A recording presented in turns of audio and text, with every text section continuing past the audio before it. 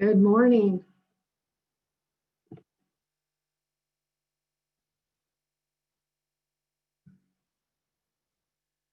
Good morning. Good morning. Good morning, everyone. Hi. Gonna wait just a minute for everyone to come on. Good morning. Good morning. Good morning. What am I doing here?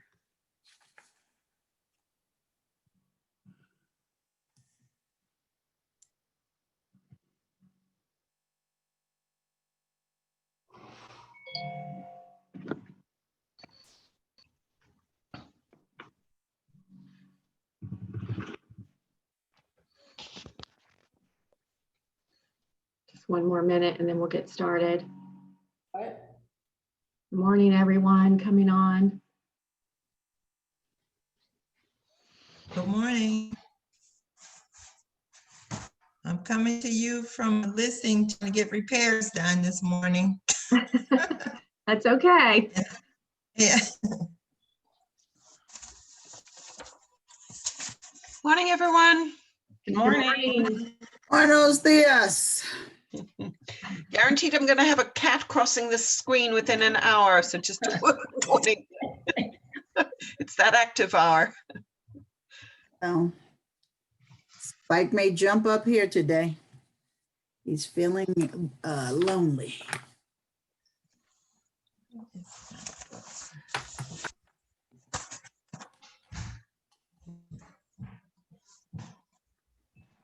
I'll have a couple more people coming in and then we'll get started.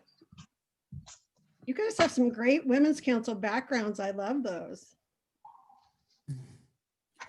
You can just download them off the website. Well, cool. I guess I better do that. Yeah, that was going to be my next question. All the graphics are there.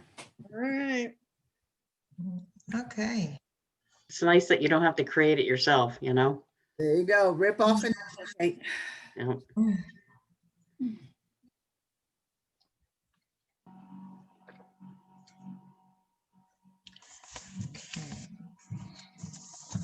Hi, everybody. Good morning. Morning.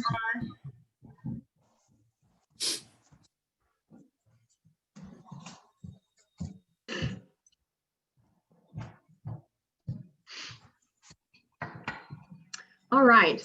So it is 10:03. We're going to go ahead and get started. Good morning, everyone, and thank you for coming back for your second day. I'm so excited. We had such a great day yesterday.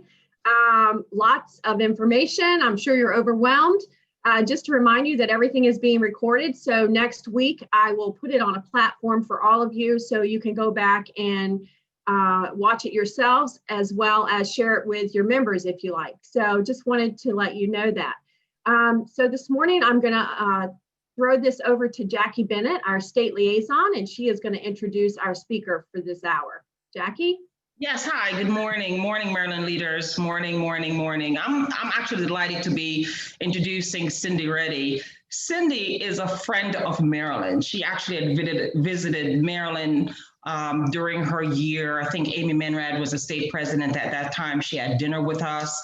She highlighted us at her national conference by having us doing the pledge there. And when you see her national meetings, I don't care where it is, Chicago, California, she's pleasant, she's authentic, and she listens. She really looks you in your face and she listens, and you know that, you know, she's there, she's direct. It's not a casual thing. But her bio says that she sells real estate every day. In the real estate business for over 25 years. She's a second generation Women's Council member and is serving our industry locally, statewide, and nationally. Born and raised in Montana, Cindy moved to Arizona as a teen and graduated from Arizona State University. Prior to her real estate career, she worked as a resort management professional and hotel corporate director of sales and marketing. Her other credentials says, and as you know, she is the past president, the 2015 past national president. She is the 2020 Scottsdale Area Association of Realtors president. She's very busy. She's 2020 National WCR Executive Committee person. She's an associate broker with Remax Excalibur. She's also National Association of Realtors Executive Committee from 2016 to 2017. She is a 2015 Scottsdale Area Association of Realtor of the Year. She's a 2015 Association of Realtors for Ty Stroud Vision Award and 2015 Realtor of the Year, Arizona Journal of Real Estate and Business Claim. 2017 to 2020, President Circle Golden R Major Investor RPAC. Please help me welcome Cindy Reddy today. Everybody. So I truly do feel like this is family this morning, you guys. So we're going to have some fun with this. And I want you to know that my job today is to make sure you guys feel comfortable running meetings. So, and I have to say, Jackie and I got to know each other because when I visited Maryland, she actually got to cart me around a little bit. So we got to know each other. So it's just fun. This is how this network works. We get to know each other across the nation. So I'm honored to be here with you today. I do have privileges to share my screen. So hang on 2 seconds while I get my desktop up here for you guys.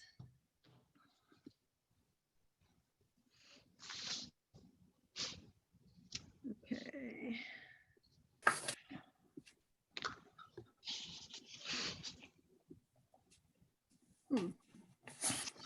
All right. Technical difficulties. Hang on 2 seconds. Sharing my desktop. Why is it not coming up? You are screen sharing. You can see your screen, Cindy. Oh, can you? Then why can't I see my screen? That's the funny part. Okay. Let me just see if I can get back here to get my PowerPoint up, because that's the whole point, right? You can see my psychedelic screen, huh? Yes, go down to your bottom and click on your PowerPoint.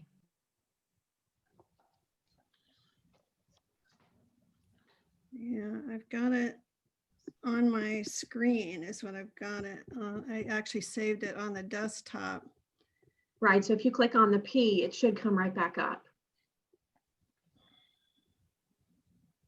Here we go. Good job. I'm learning something today too. All right. Yeah. All right, that should be it. Okay, perfect.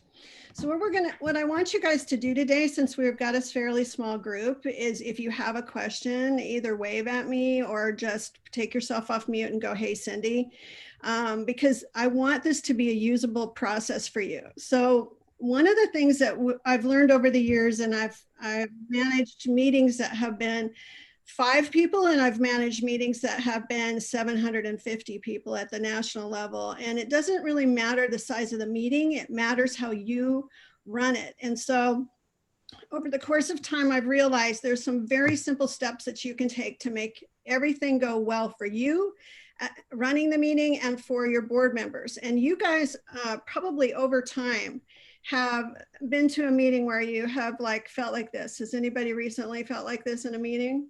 I know I have. So it may have been back in the day when we actually met in person all the time, but have you been in the audience and you've thought to yourself, oh my God, if this goes on any longer, I'm just going to hang myself. Like you just feel like I cannot deal with this any longer. We are droning on and on and on about stuff that we don't need to be. And I have other things to do, like sell houses. So what I want you to do is take away some notes today that are going to help you simplify the process and make it a successful learning experience for your team. So if you help your members of your board learn all of this too, then you guys are going to work together even better. So we're going to have some fun with that. Do I have your okay to do that today? Just have some fun with this? All right, perfect. Okay, so the first step that we have to do is planning. And that is not really all that hard, but it's what a lot of people don't do. Have you guys ever been in a meeting where somebody's been running it and they actually come rushing in 5 minutes after the start time of the meeting, and they're all flustered and they've got their papers and they don't know where their agenda is, and you're just like, oh, this is going to be good. So what we're saying here is take the time to plan ahead of time and prepare your team, and then you can move smoothly through your meetings. So in preparing yourself and your team, you have to set expectations for everybody on your team. Sometimes we get frustrated with people, but we didn't tell them what the expectation was. So what I say is, you guys, we can't get mad if somebody's not doing something that you didn't tell them was an expectation. You didn't let them know that they should come prepared to the meetings. So when you're doing exactly what Lisa's doing for you today, when you are doing your meetings, you want to set up front, do a little orientation, set up front and tell them, you expect them to be there on time. You expect them to come prepared. And then that means being prepared, that if you want them to read something in advance, you got to send it out like, a week in advance, or at least, 3-4 days in advance, and ask them to read through everything and come prepared. And even more brilliantly than that is if you ask them to email you back or call you with questions. So have you ever sat in a meeting where somebody wasn't up to speed on what it was you were talking about, and they took like a 20-minute time frame for you to catch them up to where everybody else in the room was?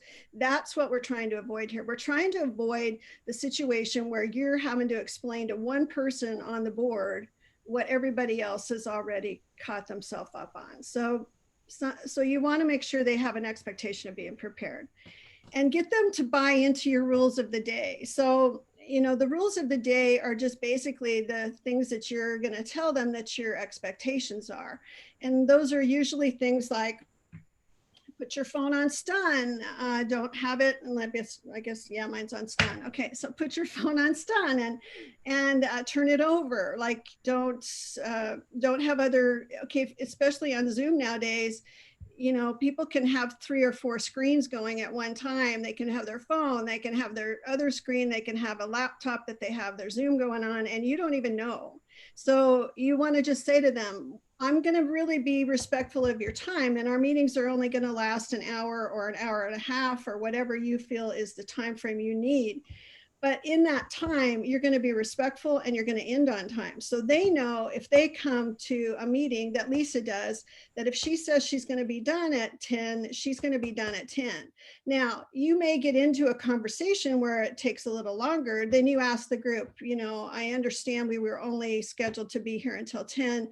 We have a few more things on the agenda. Do I have your approval to just, add another 15 minutes to the meeting, and just get their acceptance of it so that they feel like they're a part of the decision-making process, and not you just droning on and on and on. And okay, well, we say our meetings end at 10, but usually I don't get out of there till 11:30. So this is what we're trying to accomplish today, is help you have some tools to do that.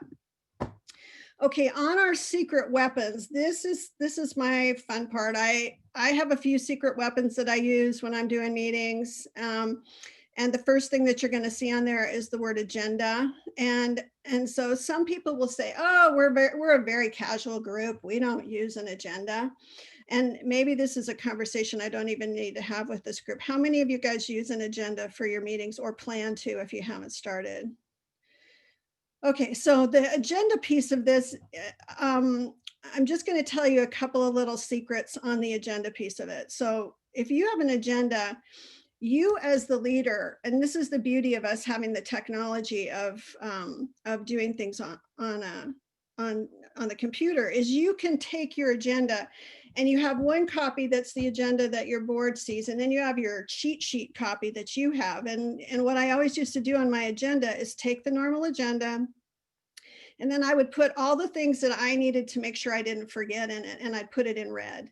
And you guys may already be color coding. This may be really basic stuff, but for some people, you just don't think about doing that. Like let's say, you're going to introduce some past presidents that show up at the meetings, and you just don't want to forget anybody's names. Well, what if you just listed them all on your agenda, and then you could cross off the ones that aren't there, and then that way you don't forget anybody's name. See, these are the things when you get up in front of a group, even at your, your monthly meetings, and you're working off an agenda, you can be so much more streamlined, and people think, wow, how does she remember all that stuff? Well, you don't have to remember it. You just use the cheat sheet on your agenda. And then the other piece of an agenda that's really important to use is a consent agenda. Have you guys ever used a consent agenda? Anybody here use a consent agenda before? So this is a little secret that the boards use. The local association boards use this a lot, but we don't always use it in Women's Council. But what it is it's items that you were put on your agenda that you want to lump together and have one vote on, and just to vote to approve them. And it's things that don't need, that don't have action items. So for example, if you had project team reports, and you had those reports and you sent them out like 3 or 4 days ahead of time to your board, and then you just wanted them to be officially approved in the agenda, that's something you could put on the consent agenda. Also, if there's anything else that's very basic, it's not things that need discussion or we need to make a motion on. It's just things that, like your previous minutes, because you could send those out ahead of time with your packet for your board, anything you want them to review, including the minutes. And then on your consent agenda, which is the wording you put on your agenda at the top, you would say, that last month's meeting minutes, and then anything else that doesn't need board, like a discussion and a motion, you can put in there to vote on at one time. And that could save you an easy 15 minutes on a meeting. Hey, Cindy. Yeah. So are you saying that, I just want to clarify this, would that be in addition to your meeting agenda, or is that? It's really on your agenda form. So, on an agenda, you would have the date of the meeting and the date, and then you would have you're calling the meeting to order, then who's going to do the pledge. If you're going to have somebody do an inspiration, you may or may not do that. And then below that, right before you get into the meat of your conversation, you just say the words consent agenda, and then you list the minutes from the last meeting. So you put the minutes and the date of the last meeting, like November, whatever it would have been, November 6th for your last meeting. And then you put anything else that, like committee reports are a perfect thing, because you want the board to be updated on what the project teams are doing. And you may not have the same thing on your consent agenda every month. Like some months you may not even have it if you don't have enough stuff to do that. But your minutes from your previous meeting are a perfect thing. And then any kind of reporting that you're just wanting people to be aware of and include as part of your minutes. Does that make sense? Yes, thank you. Yeah. Okay, so the other little, this is one of my top tips when you're doing a meeting, and especially the larger the group gets, the easier this helps. So has anybody ever used a parking lot?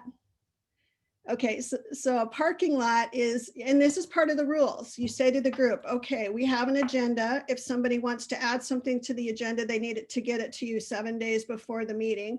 If they don't, and they're in the meeting and they go, hey, I have a topic I want to start talking about, and you say, great, but that's not on our agenda. So we're going to put it in the parking lots. And at the end of the meeting, if we have time to go over it today, we will. If not, we'll put it on the agenda for the next meeting.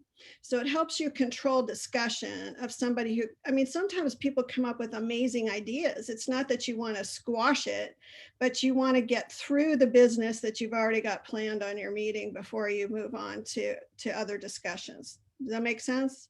And you can use a flip chart. You can use a whiteboard on your Zoom screen and just have them make a note of it so you don't forget it, and have one of your team members say, okay, we've got a couple things on the parking lot for later in the meeting. So there's different ways to manage that, but it's just a nice way to make somebody feel like you heard them. And yes, we're going to talk about it as long as we have time today.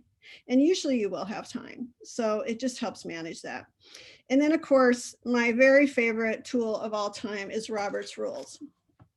Just this little tiny book right here. Now, Here's the thing about Robert's rules, you guys. Everybody goes, oh gosh, we're way more casual than Robert's rules. We don't really like Robert's rules, or maybe honestly, if you were to say it out loud, you're just not comfortable with Robert's rules. This could be a part of it. And there's nothing wrong with that, you guys. I don't know every word that's in this book. Like I feel like I have a really good understanding of Robert's rules, but I'm not going to tell you that I'm an official parliamentarian. And you don't have to be, but if you use Robert's rules right, it's going to help you guys so much, and it takes the pressure off of you. So we're going to go through some practice session on how to do a motion, and that's going to help you out. But the things that you need to know about Robert's rules is how to make a motion, how to amend a motion. And if all your team understands those two things alone, you guys are set, because then you're streamlining the process. And the other thing that you can do in your rules of the day is you can just say, we're going to be using Robert's rules in our rules of the day, and get everybody's buy-in on it. And the reason that you do that is you're not the bad guy then. Have you ever been in a meeting where you're like, boy, she's bossy, like, you know, but if I say to you, everybody, today we're going to be using Robert's rules.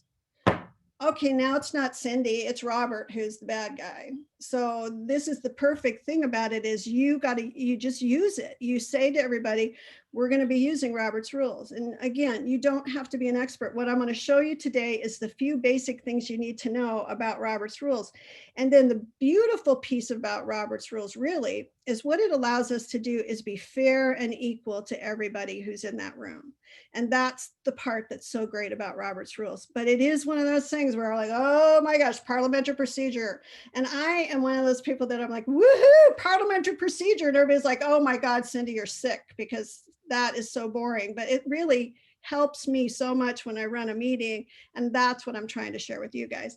And then of course, the last picture on this page is the gavel. So if you have a gavel, it just allows you not to yell like, hey, I need your attention. You just hit the gavel. It's not meant to hit anybody on the head. It's just meant to be a little bit of a noise on the desk, you know, to get everyone's attention. So, all right. So my next step for you guys is to be on time. And we talked a little bit about this, so I'm not going to dwell on this heavily, but honestly, you guys, arrive to your meetings early. And that is even true if you're on Zoom. Okay. Just get yourself on 10 minutes early. You'll have people that'll come on with you early, gives you a chance to chit chat a little bit. If you're there on time and you're ready to go, it takes the stress level in the room down. And they feel like, wow, you know, Cindy's here, she's ready to go. And I'm here too. And she told us we were going to start on time and we're going to end on time. And this is amazing. Like I have other organizations I'm in, and yeah, they say they're going to start at 10, but they actually start at 10:20.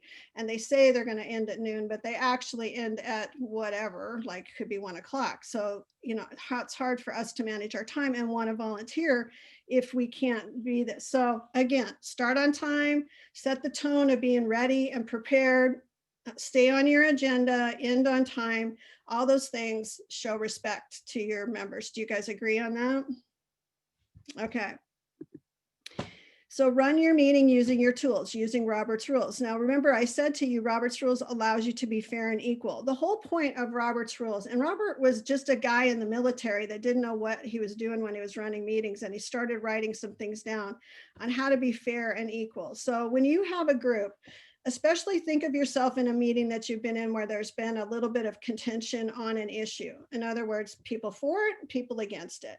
So what you're trying to do when you're managing that room is you're trying to make sure that the pros are spoken to and the cons are spoken to, and you hear the good and the bad, the right and the wrong, both sides of a story.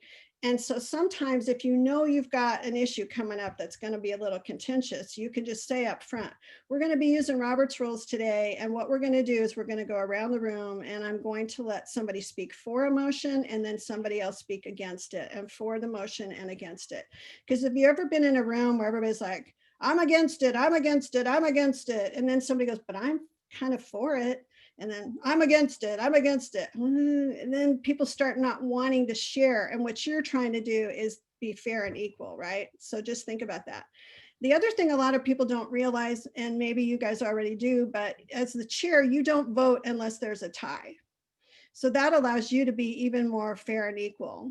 So, and you can tell your group that up front. It's kind of nice. They go, wow, that's kind of cool. You're managing this meeting and you're not voting on it unless there's a tie. If there's a tie, you are going to be the tiebreaker, and you should be because you're the expert of the network. But again, the reason that they do that is so that it's fair and equal and you are managing it very neutrally.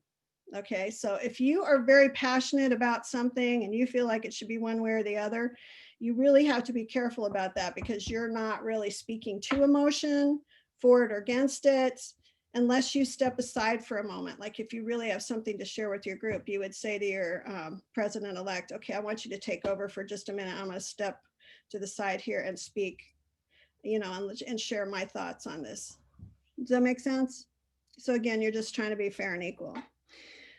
All right, so your team needs to know how to make a motion. That's probably the biggest thing that we can accomplish today is make sure you guys feel comfortable doing a motion so that your team can feel comfortable doing a motion. And with this being recorded, you can take the time to practice a motion with your team and really go through exactly how we're going to do this today.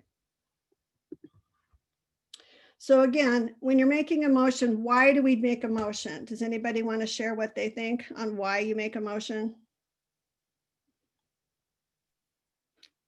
Somebody's got to want to share that.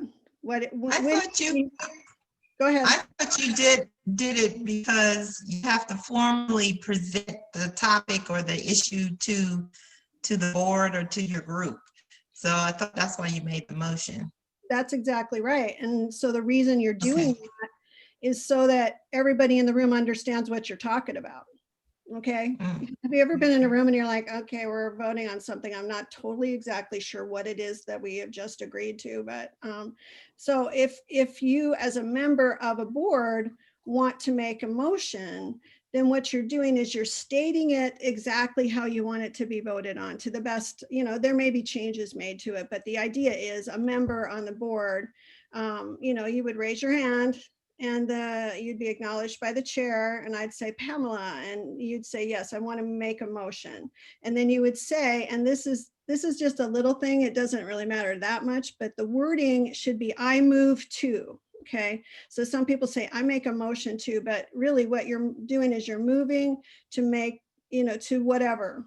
I move that we set up a fundraiser or whatever. So again, so you're making your motion, you're clear about the details, and we're going to practice this. So don't be stressing about this at all right now. We're going to practice it. And then somebody else in the room has to second the motion. So why do you think we need a second? Other than that Robert's rules says that, why do you think we need a second? You need a second because you're agreeing to the motion, and that way the board can vote. Yeah, consensus. Consensus. Yeah, so here's an even simpler reason, you guys. If at least two people don't want to talk about this, then we don't talk about it. It dies, okay? So this is the beauty of it. This was my light bulb moment when I was sitting in your seat, getting ready to become a president, and I was like, wow. So if somebody says, I would like to spend $10,000 on something, and you don't even have $10,000 in your budget, and you're like, whoa, that's a little crazy. If two people don't want to talk about it, then it just dies. So if there's no second in the room, it doesn't go, then you as the chair just go, well, we didn't have a second, so that there's no discussion. We're moving on. Now, the interesting thing about a second, and we all second things because we just know that's like the next step. Okay, that's a second. But you're not necessarily, if you second it, you're not necessarily saying you agree with it. You're just saying, yeah, I think it's worth a conversation. Now, you could be agreeing with it, but I'm just telling you, just because you second something doesn't mean you're going to vote yes for it. It just means that's worth some conversation. So I'm going to second it. And so for me, all of a sudden I was like, okay, now this makes sense. Somebody brings up a topic, at least two of us want to talk about it. That's why there's a second. And then we go into discussion. Now, the reason you wait to discuss it, because the other thing that we all do in our business is we we start talking about it before we even have a motion on the floor. So you guys, as the chair, need to say, okay, you guys, this is a good conversation, but first we need a motion. Who's going to make the motion? Okay, because you as the chair can't make the motion, but you can pull them back, make sure that somebody makes a motion so you understand what you're talking about. And then at least two people want to talk about it, and then you go to discussion. Now, if it's a motion that's coming out of a project team, or if you're in a different organization and you've got a committee and it's coming out of committee, it doesn't have to have a second. And everybody's like, that seems so weird to me, but really it makes sense, because in a committee, haven't two people already talked about it? And they wanted to bring it forward. So you've got something coming out of committee moving into your board, so you don't need to have a second. So you can say this motion's coming out of committee, and therefore it doesn't need a second. Does that make sense to you guys? Okay, so we discuss. Go ahead. Say that again. It was breaking up a little bit. I just said that that's good to know. I didn't realize that. Yeah. So, the perfect example was, I don't know if any of you guys watched any of the National Association of Realtors board meeting or were involved in that, but there were a couple times where things came out of committee, and Vince, as our president, would say, and that's coming out of committee, so it needs no seconds. So it happens at all levels, but in managing your own board meetings, you can be so much more efficient if you just figure out, this is coming out of committee, we don't need a second, because they've already started the discussion in a committee and they felt strongly enough about it to bring it forward to you. And in our world, in Women's Council, it's a project team, right? Yeah, Pamela. Yes, when you make the motion, how much information are you giving when you make that motion? As much as you guys feel you need to make a good decision. So of course, we're going to do an example, but if you were doing an event and you said you want to actually put a date to it, if you know a date that you guys, maybe you've already kind of started talking about it, so you kind of know we want to do this fundraiser on this date. So that you're voting on something that's going to move it forward. If you don't have a date, you could still vote on doing it, but then that's going to have to go back to a committee, right, to figure out the dates or whatever. So we're going to actually practice it, Pamela. It'll probably make more sense to you. Okay, thank you. Yeah. Okay, so here's our boardroom, you guys, and I'm going to pretend to be the chair today, but I need 4 volunteers. So Lisa, Jackie, Pamela, who else? I need one other person. All you're going to be doing is reading words on the screen, so don't be nervous. I'll do it, Anna Ferguson. Okay, Anna, thank you. All right, so Lisa, you're 1, Jackie, you're 2, Pamela, you're 3, and Anna, you're 4, okay? And it'll say 4, and then you just read what's on the screen, okay? So we're gonna go through a couple of different things in a motion to just kind of help you through this. Okay, so first we're gonna do the basic motion. So Lisa, if you'll start us out. I move that we offer 1 free continuing education class per month for our members. I second it. So I say that we have a motion and a second, and we're moving to discussion. There are so many free continuing education classes out there. Will members come? Okay, Anna. Anna, can you see the screen? Or are you muted? She's muted. Here I am. Hey, We all looked right. into the cost and we can afford it. It would be about $1,000 a year. We can fit it into the budget with strategic partners. Okay, so, we could go back and forth with discussion. And then I would say, is there any further discussion? And then I would say, seeing no further discussion, I'm going to call for the vote. All those in favor say aye. Okay, so you guys all pretend you're on the board. Take yourself off mute. All those in favor say aye. I, Aye. And then I would say any opposed, say nay. Nay. Nay. Okay, motion passes. So you see how that process was pretty simple? Okay, so now what we're gonna do is we're gonna do an example of a motion where, oh, is there a question? Because I don't see everybody on my screen because I'm on my laptop. So is there a question? Okay. Just holler if there is, because I can see a few of you, but not everybody. All right, so now we're gonna do a different motion, but we're gonna do a change, which would be an amendment to the motion. This is where we all get kind of like, okay, what's gonna happen next? So, all right. So we're in our board meeting and Lisa, go ahead. I move that we hold our gala fundraiser on 12/22/20. Okay, now, so you guys, that kind of answers Pamela's question of, it's good to say what it is you're doing and then what the date would be, okay? I second it. I think the fundraiser is a great idea. me too, but the date is too close to the holidays. We need a different date. Now, this is the part as the leader of the meeting where you're like, crap, how do I do this? Like, what do we do now? We have to change a date and I'm in the middle of a motion. How do we do this? So now we're gonna practice how we do that, okay? I amend my motion to hold the fundraiser on 1/23/2021. Jackie, you're muted. I second the amendment. Okay, so see what we're doing here? We're just talking about Lisa's made an amendment to the original motion. And now Jackie has seconded the amendment to the motion, all right? So now we're gonna discuss, is there any discussion on the amendment to the motion? And then go ahead. I think that date will work great. But I actually do have a different discussion, but a question, but I don't know if I would wait. And, okay, the question I have is,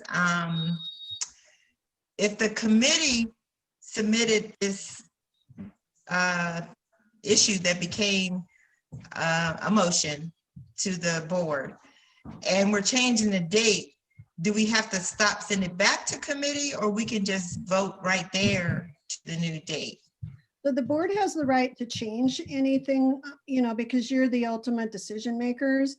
And it just might have been in this Right. case, probably just an honest mistake on the date. They didn't think, and you know, it's not likely that a committee that was planning something would plan something the week of Christmas. But if it were to happen and the board decided they wanted to change something or anything on something coming forward, they could. So, but you have to keep in mind as a board that you did give some responsibility to the committee or the project team. Right. You don't want them to feel like, why do we even do that, right? Why do we even do that work? So, Or maybe the facility is not going to be available, or there was a reason they picked that date because there was only one left, you know, so that's why I was curious. Do we just go ahead and make that decision, or do we have to submit it back? yeah. So, okay. So remind me after we finish this whole, we're going to do Okay. the whole motion, and then I want to talk to you a little bit about what other ways you could have done that. Okay. So what I want to do right now is just practice the like, crap, here we are, we got to change a motion, whatever it is, we have to change it in the middle of our meeting. How do we do that? So remember now, Lisa amended her motion and Jackie seconded it. It could have been anybody else in the room. It didn't have to be Jackie who seconded it, but we've got a motion and a second on the amendment. So we're just now doing discussion on amending it, you know, and that what Pamela was talking about could be part of discussion. Should we just send this back to committee, right? So, okay, so Anna, go ahead and finish the discussion here just for the purposes of practice. I agree. Okay. Now I'm saying that we've had a lot of discussion back and forth on this amendment. It's pretty straightforward. Seeing no objections, I'd like to call for the vote on the amendment to change the date to 1/23/2021. So now, as a board, you guys are just voting on the change, okay? So we're still talking about having a gala, but now what we're doing is just changing the dates, all right? So what we're going to do is call for the vote, and I'm going to say all those in favor of the amendment to change the motion, say aye. Aye. Aye. Any opposed, say nay. Yeah. May. Okay, so motion passes. Now, just one quick thing there. If you guys felt like it was going to be really close, like if it was an issue where you felt like you weren't going to be sure, you could hear just in the volume, okay, there were more yays than there were nays, but if you weren't sure, you could do a hand vote. You could have people vote in the chat directly to you. There's different ways you could do that so that you make sure you got the right count. Okay, so you kind of have to figure that out. But now I say the amendment to the motion passes. So now, as the chair, we go back and we say, I'm going to repeat the motion as amended. So the motion as amended is that we're going to hold our gala fundraiser on 1/23/21. Is there any further discussion? Now, at this point, usually when you've done a change to a motion, what's happening is that everybody's talked it out already and you've made the decision to change the date. So there could be some additional discussion here, but there may not be, just as an FYI. So, okay, Jackie, go ahead. I think the fundraiser is a great idea. Let's do it.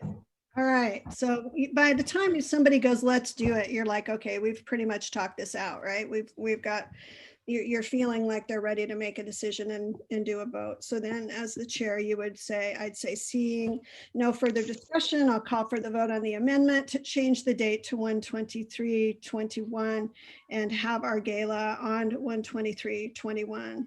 All those in favor say aye. Aye. Aye. Aye. Those opposed say nay. Okay, so I guess I actually was a little behind on my screens there. So we voted on this and basically it passes. So, okay, so let's talk about what Pamela was talking about earlier. If you get to the situation where you're like, oh crap, this date is not going to work, we need to send this back to our project team to look at, then you can do that. And then what the group can do is Lisa could choose to table her. She could say, I'd like to table my motion.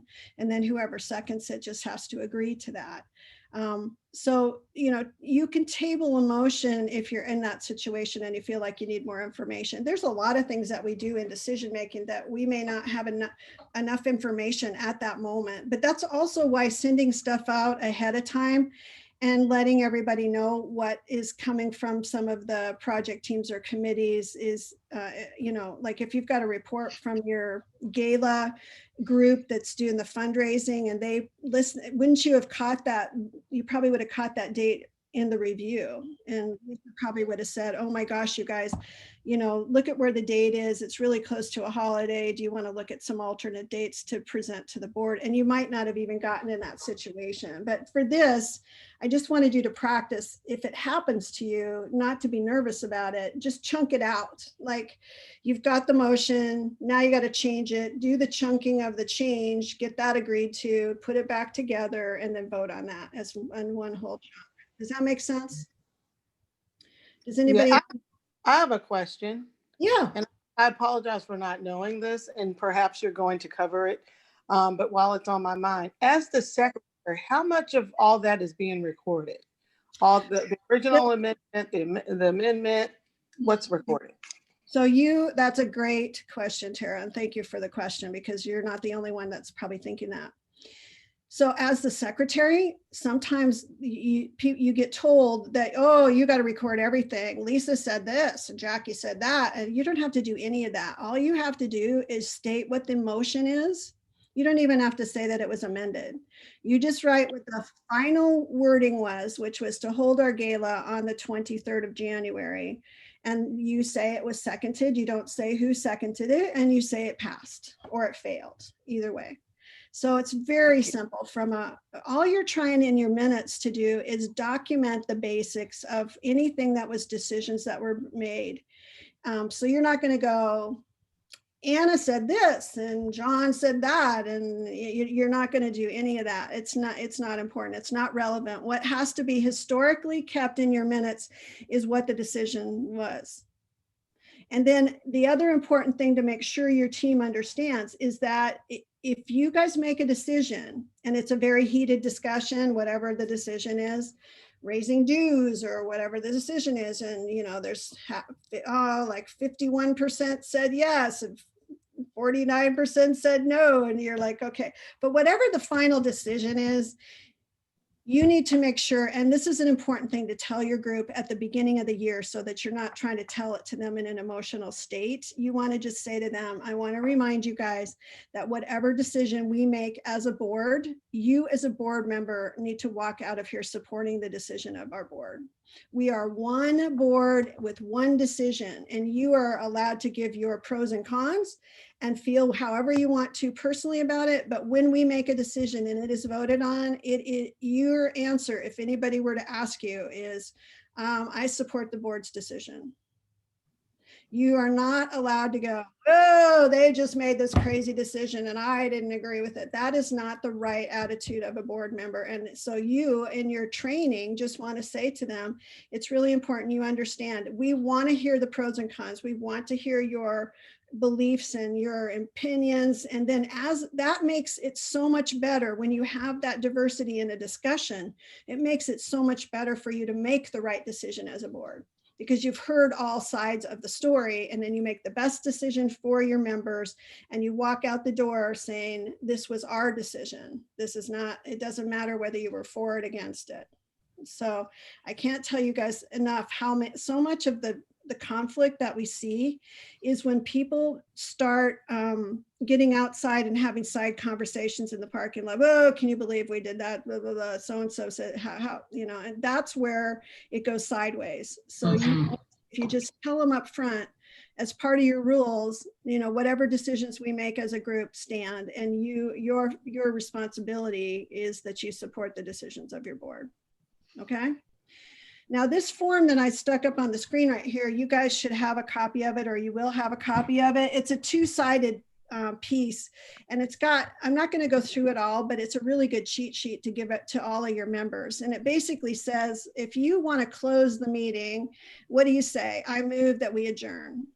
Can it be interrupted? That means, could somebody say, oh, it can't be interrupted. Does it require a second? Yes.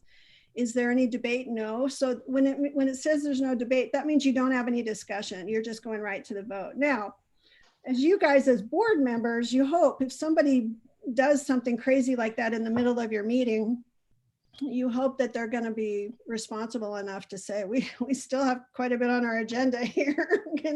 Can we just continue through the agenda, that kind of thing. But it does require a majority to pass. So again, it's all about making sure your team understands what they can and can't do. And I really, in all these years, 20 years, I've never seen somebody move to close a meeting. So that's probably not the best example, but sometimes people will raise their hand and say point of order, and point of order just means like, look, let's get back on the agenda. We're out of, and you could even use those words like, hey, Madam Chair, I think we're a little bit off our agenda. And that should, then the chair would probably go, yeah, you're right. Let's get back on our agenda. So that's just a little cheat sheet. And if you click a picture of that little QR code there, it'll actually, I haven't used it either. It'll actually give you that that form. So okay, we are going to talk a little bit about how, oh gosh, we got 10 minutes. Okay, I got to talk really fast, you guys. But the most important thing for me today was to make sure you guys felt a little more comfortable with making motions. Do you guys feel like you got something out of that piece? Okay, so the other thing in leadership is we have to deal with a lot of different personalities. And I always put the slide up, which is the bar scene from the Star Wars movie. Come on, you guys, you've all seen this. And this is what I say. we have a room of very normal people or a screen of very normal people that look very normal, but we don't know what's in their heads for that day. We don't know if they got a ticket when they were out showing property. We don't know if they just lost an escrow. We don't know what's in their heads or how they're feeling. And so this, I say, look at your group like you know them, but you just don't know what's going on with them. So it could be like a room of aliens, okay? You just don't know. Somebody could surprise you and come up with a snippy comment or get defensive. And so there's things we have to deal with in managing a room. So you have different personalities, and I know a lot of you have probably already done like the DISC, or there's other different personality things. We're not going to do all that today, but it is kind of fun with your group to try and figure out who's who and help them understand how to work better together. And you know, I've got a whole class on that, and it's kind of fun, but you know, today what we're going to do is just do the highlights. So who in our room here is an analytical decision maker? Like, you got to know all the numbers, you want the information ahead of time. Okay. Yeah. So listen, those people are amazing to have on your board because they're the detail, they're making sure all our ducks are in a row. But also, if they don't get that information ahead of time, your meetings could go twice as long because they're going to be asking all these detailed questions. And yeah, see, Pamela's laughing, but it's true, right? Like, you'd be like, hey, I need more information on blah, blah, blah. And if you give her information 4 days ahead of time or a week ahead of time, and you say, reach out to me and ask me any questions ahead of time, then you get that resolved before you're in the boardroom. And that's what we're trying to do here. So we love you. We love all our analytical members, but you got to be prepared so they're prepared. Otherwise, it could go sideways fast. Okay. Now, there's also the loud ones, and sometimes these are just people that like to hear themselves talk. Have you guys ever been in a meeting with somebody like that? They always have to say something about everything, and they're always the loudest one in the room. And the problem with that is sometimes being the loudest one in the room, they get their way. And sometimes that's the right thing for our members, and sometimes that's the wrong thing for our members because we aren't hearing both sides of a story. So that's why you're up there being the neutral third party managing the conversations, right?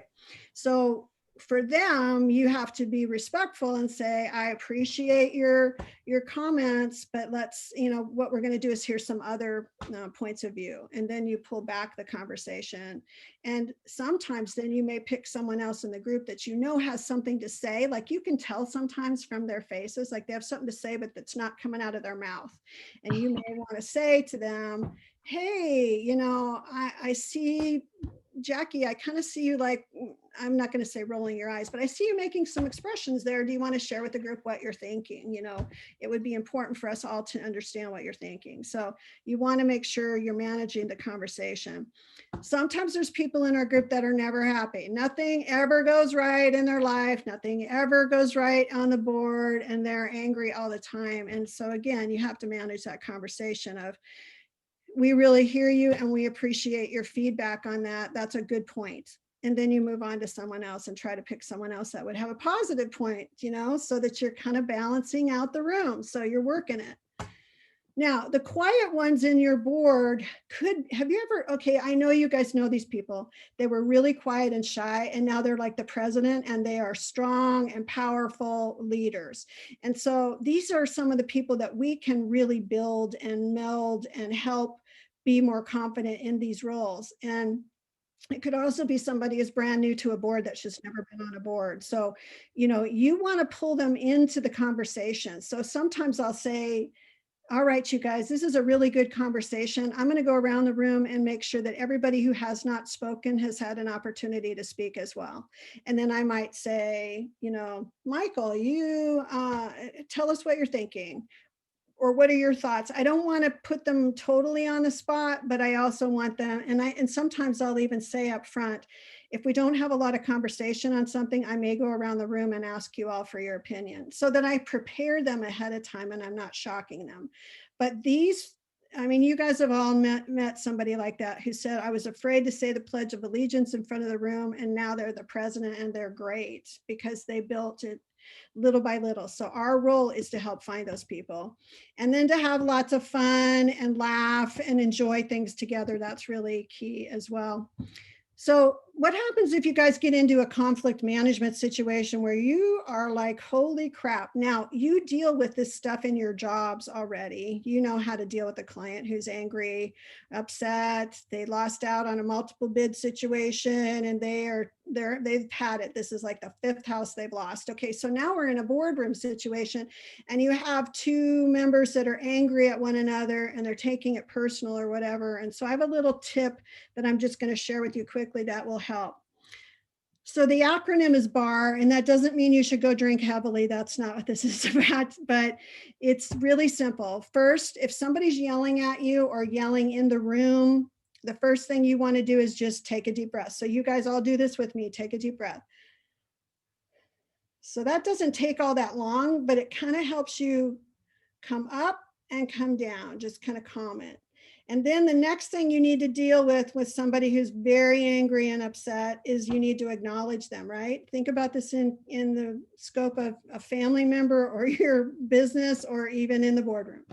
So this is where you got to use words that are your own words, but here's what you're trying to say. You're trying to say, I hear what you're saying and I understand what you're saying, okay? Or, you know, I hear you. And different people are going to say those words differently, but what that person, think about when you've been angry at something, maybe you're on the phone with technical support for something you bought and you're angry and they're not getting anywhere. All you want to hear is, I understand your frustration, right? I hear where you're coming from. And so that's what you're trying to do there. And then after that, you respond. And sometimes your response is going to be, I don't know. I can look into that and get back to you.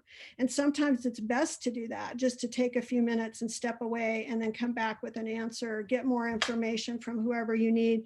But these 3 simple steps are going to help you feel more confident, because it's okay to take that breath and not just react to them. Because if you react and they react, it just inflates the situation. Does anybody have any questions on that?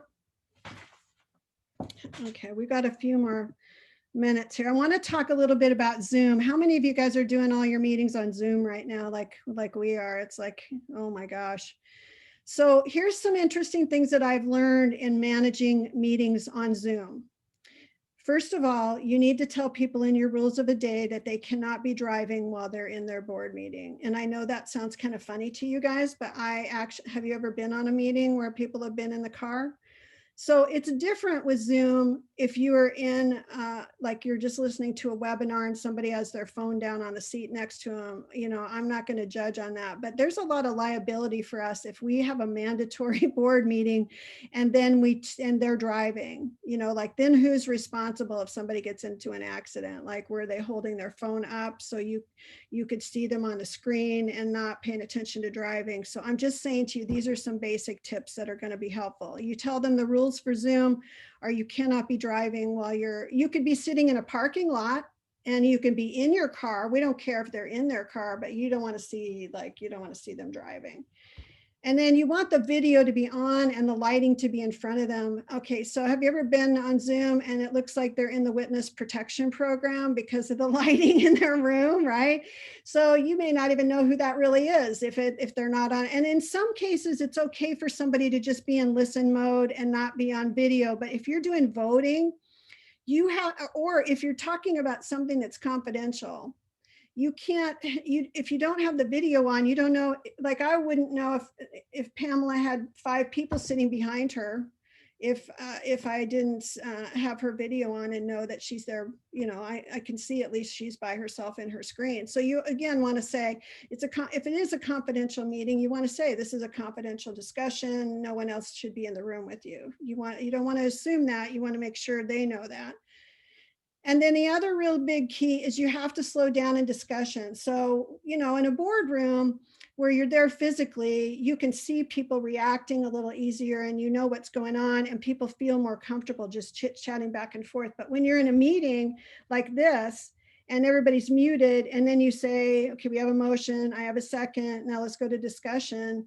And then nobody unmutes to talk. And then as the chair, you may think, wow, there's no discussion. This is going to be fast. All right, seeing no discussion, let's move forward to the vote. Well, the thing I realized pretty quickly on was that people just either didn't want to unmute or they didn't feel comfortable in that environment.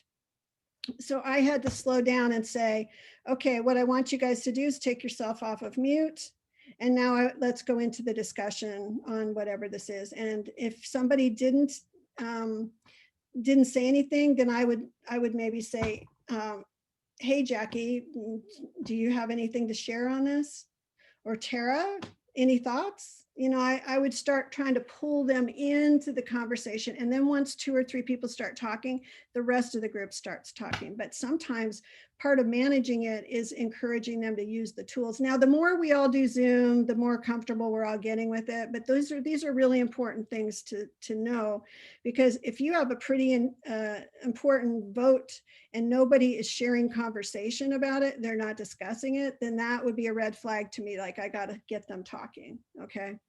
And asking for opinions. And then if you have a really big group, you can put them into the breakout rooms. I don't know if you guys have ever done that in any of the Zoom stuff you've done, where you put like 4 people in a breakout and you let them each talk about it, and then you bring the group back together. Typically in Women's Council board meetings environment, we're not going to need to do that because we're a small enough group that we don't need to do that. But that's just a comment if you want to use those tools. So great leaders start out as great followers. And then when we are a past president, which we have past presidents moving forward here, then you step back into a follower role and a support role. And so those are the transitions are so important between year to year, to be supportive of one another and then be supportive of the new team moving forward. So what I wanted to do, I feel like you guys are now ready to do a meeting like a pro, but I wanted to just we're right at 9 o'clock, but Lisa, do we have time to do 1 or 2 questions if anybody has any other questions? Please just go ahead. That's fine. Yeah, we have about 2 minutes. That's okay. Okay, I want to be respectful of time, but I want to make sure you guys get your questions answered.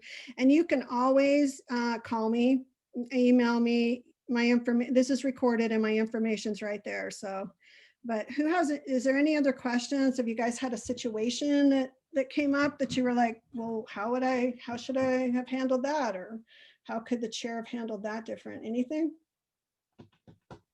Hi, good morning. No, I don't have anything to say. Thank goodness, you know, as leaders, we got to always dodge the unnecessary. But I wanted to go back to that sheet that you've presented to us. I really like the outline of the motions that you share with us. Honestly, that's the first time I've ever seen that.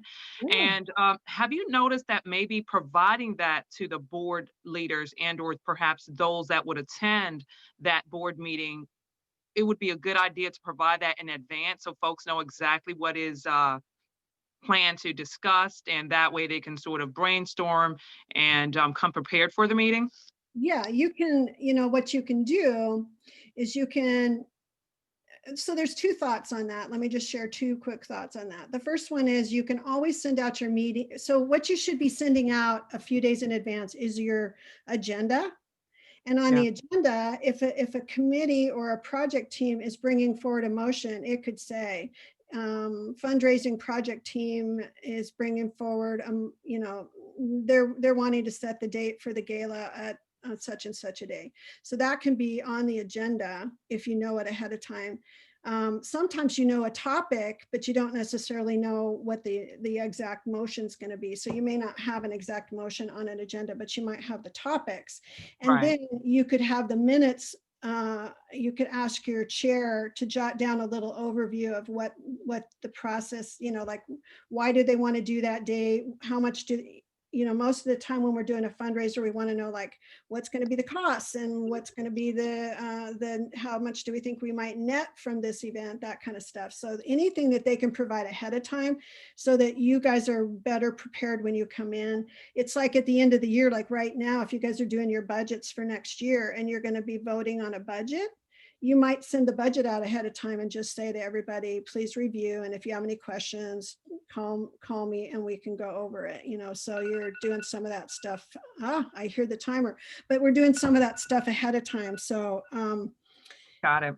And you mentioned, and you also implied that we're able to get that template from somewhere. Is that some easiest? Is it Yeah, acceptable? actually Lisa's got it, so she Perfect. can forward it to all you guys. But also I could go back to that screen real quick and you guys could click a picture. If you click a picture of the QR code at the bottom there, it'll bring it right up for you. Yeah, and I will be sending out the slides to everyone. Thank you, Cindy. All right. Thank you all. Can I ask a quick question? It's as a result of what Martha just asked, because I was told, and I'm just trying to figure out where the subtleties are. I was told that you really don't discuss anything that happens in the board meeting, even with other board members. So if you get the agenda and everything and you can review it on your own, you really can't, or you can discuss. Okay, so this is a really good thing to clarify, Pamela. Thank you for bringing that up. So here's the important thing, you guys. When you're doing your orientation at the beginning of the year, you tell them they're not allowed to have little mini board meetings. You can't sit out in the parking lot and chit chat about something, you know, any more than really what you're trying to do when you send the packet in advance is not give them information that they're going to call everybody that they know on the board and chat about.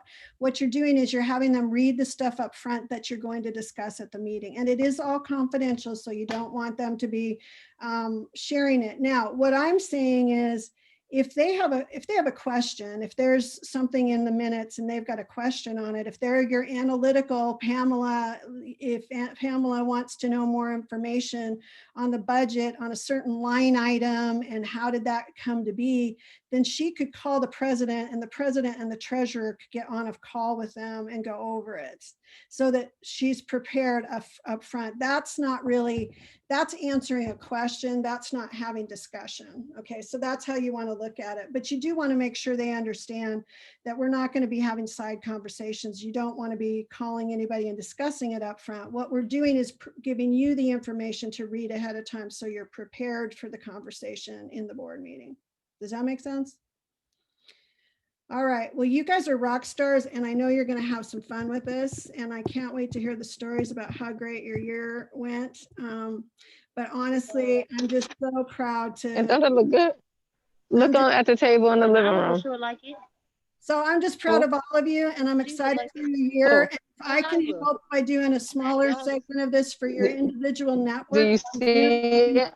Oh, come here, Kima. I don't know who needs to be on mute, but okay. So if I can do this for you individually with your board, if you want to do like a little mini how to do a motion or you want to use the video, whatever you want to do, I'm happy to take, you know, half an hour and let's just do a little quick practice session because sometimes they'll listen more to somebody that they don't know, like it isn't right there in the room with them than they would if you were trying to explain it. So you could try it on your own. If you feel like you need a little more practice, I'm right there for you. So reach out to me and we'll have some fun with it. And Lisa, thank you for the honor to speak to your group today.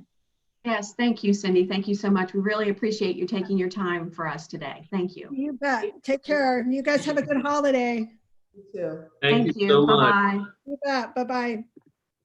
Okay, so I wanted to go ahead and move forward. If you guys need to take a quick break and get up, just make sure that you stay on mute and stop your video, but we're going to continue to move forward with our next speaker and our next session. And we are happy to, we are happy to have the 2020 Women's Council of Realtors Region 6 Regional Vice President, Christina Carroll, with us today. And she is also a local member of the Anne Arundel County Network. And she is going to speak to us next. Christina? Good morning, everyone. These are the leaders of Women's Council of Realtors Maryland. And today we are going to talk about bylaws and standing rules. Bylaws and standing rules. So I sent out, gave Lisa a document for all of you to get, and it's a test your knowledge and a worksheet. I'm gonna pull it up on the screen.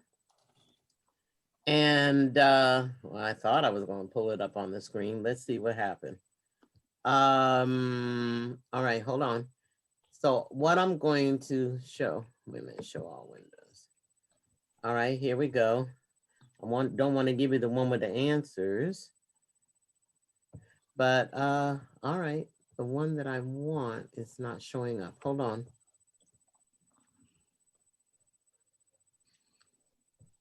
But it is, I don't want to give you the answer sheet. That's the one showing up here. So You guys, I wasn't able to download it. I don't know if it was just me. all right, well, what we'll do, we'll pull this one up that I have. I don't know why it's not showing up. So, you know, I'm not the full techie person, but we'll try to make it work. And what you can do is just use I don't know why it's not showing up, Lisa. Oh, maybe I have to go down. Look. I told you I don't know how to do it. Where is it? Here it is. All right, share. All right. Do you all see it is coming? So do you see that document? It's coming. Yeah, there it is. All right, so this is test your knowledge. Can you see the whole sheet? Or do I have to scroll it? You have to scroll it. Oh my goodness. All right, let me go back to my meeting because you know now I don't see you. Oh, wait. Wait, they paused my screen. Lisa, this is why I said, okay, can I do this? I should have said, can I do this? Okay, resume share, here it comes. All right, so there are different categories. You have different columns. There's the bylaws or standing rules. Take a few minutes and then we're going to go through these where you can,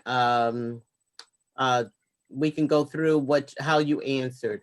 If you printed out this sheet, great. You can go ahead and do it that way. If not, you can do it right here from the information on the screen. And this is, I will scroll down after a few minutes. So let's take a few minutes to do this. It's 11:10, so about 11:15, 5 minutes. Let's go ahead and put these in the right columns.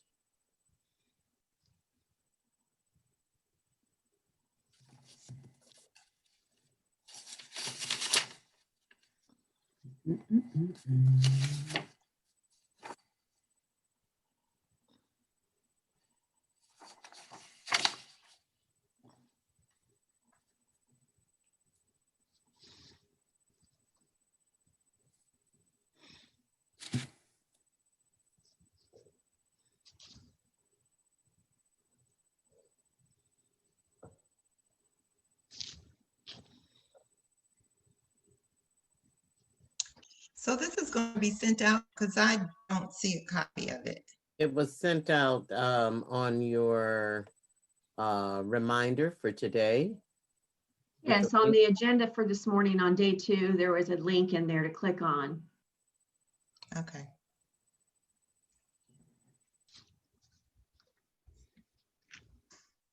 I can also send it out to you all. That's fine. I can do that as well after the meeting. Yeah. I guess I should have numbered each one of these so it would have been easier. So maybe you can just kind of number them. They can just everybody can just number if you're doing it on a separate sheet. Are you ready for me to move down? I see there's some comments, but I can't see them. It's not much more. Christina, there's a question on the chat. It says, I'm not sure what the difference is between bylaws and standing rules. That's why you're here. That's what you're going to learn today. So what we're doing is testing your current knowledge. What do you know? Which one do you think is a bylaw? Which one do you think is a standing rule?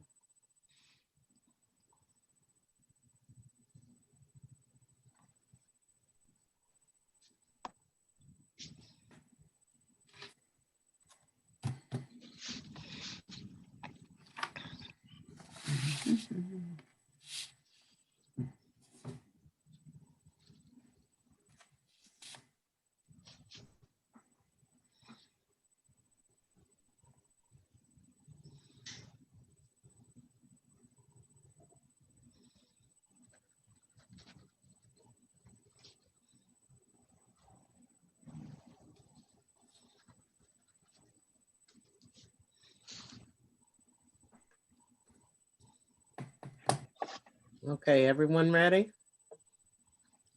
Or do we need a few more minutes?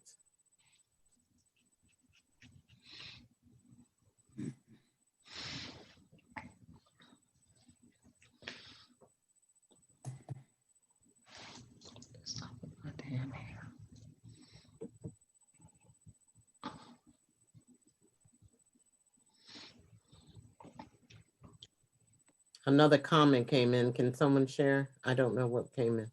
Yes, I'll let you know. Okay. I think we're good if you want to move forward, and then I'll let you know what the chat's going on. All right, here we go. Oh, they were just saying ready. I truly could not see it. All right, so everyone has done this form, and what we're going to do before I give you the answer sheet, let's see what some of your answers were. Christina, we lost your screen share. Oh, I did turn. Oh. You know what? Then I'm going to have to pull up. All right, let's see. You sure did. All right. There it is. You see it now? Yes. All right, this is better anyhow. But it's not giving me to the top of the page. I don't know why. There it is. All right, so let's take turns here. The number of events and governing board meetings. Somebody unmute, tell me which one is that, a bylaws or standing? Bylaws. Bylaws, that's correct. Next, location and budget for officer installation, someone different. Standing rules. Standing rules, yeah. That is correct. Conditions for disbanding a network. Bylaw. Bylaws. Very good. Election procedures.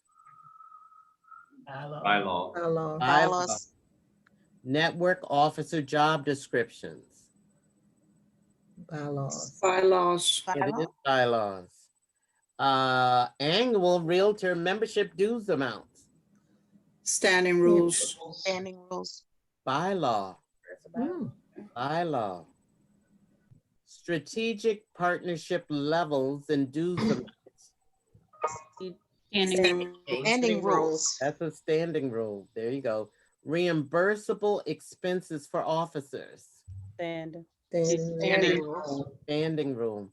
Members eligible to vote at governing board meetings.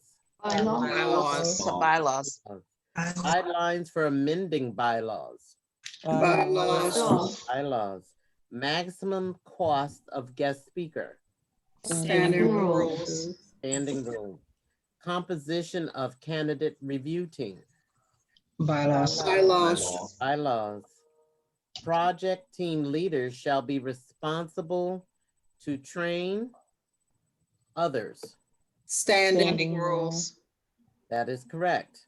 Procedure to replace vacancies if officers resign during the year. Bylaws. Bylaw. And any member of governing board having more than 2 consecutive unexcused absences will be asked to resign. Bylaws. Which one is it? Standing rule. Standing. All right. I'm going to stop this share. And at the end, I can put up the answers, but everyone got the right answers? Do I need to put that up real quick? The answer sheet, do you have it? Yes. Good. Yes. All right, so let's move to the next part where I'm going to put up the definitions of what is a bylaw and what is considered to be a standing rule. I'm hoping this is coming up the right way. There you go. So on the screen, you can see there are different definitions, but I want to talk while you are viewing what is on the screen. And bylaws are a part of our association, and they are used on the national, state, and local levels. The national bylaws are reviewed annually, and presented to the governing board for review. During the spring mid-year conference, which is in Washington, D.C., if it's not on Zoom, the governing board meets and votes on these changes during the governance meeting. There also have been changes on the national level that take place during the year, and there always has to be the approval of the governing board before a bylaw can be changed. So bylaws are posted on the network, your local network or state network website that is provided by National. You can change the name of your network, dues and dates only, the underlined fields or the blank fields in your bylaws. And then changes have to be approved by National and ratified by the membership. That means the members have to vote to approve them. So I'm not going to do standing rules right this minute because I want to talk a little bit more about bylaws. So I'm stopping this share and I'm going to bring up the screen that is the national bylaws. I believe this is it. And these are the, it didn't come up, did it? Did I freeze? What do you all see? Just Yes, you We're froze. seeing your desktop showing all of us. Right. You just need to switch to your document. Okay, I don't know what happened. Let's try it again. I did select the, where is it? I tried to do this without making it a,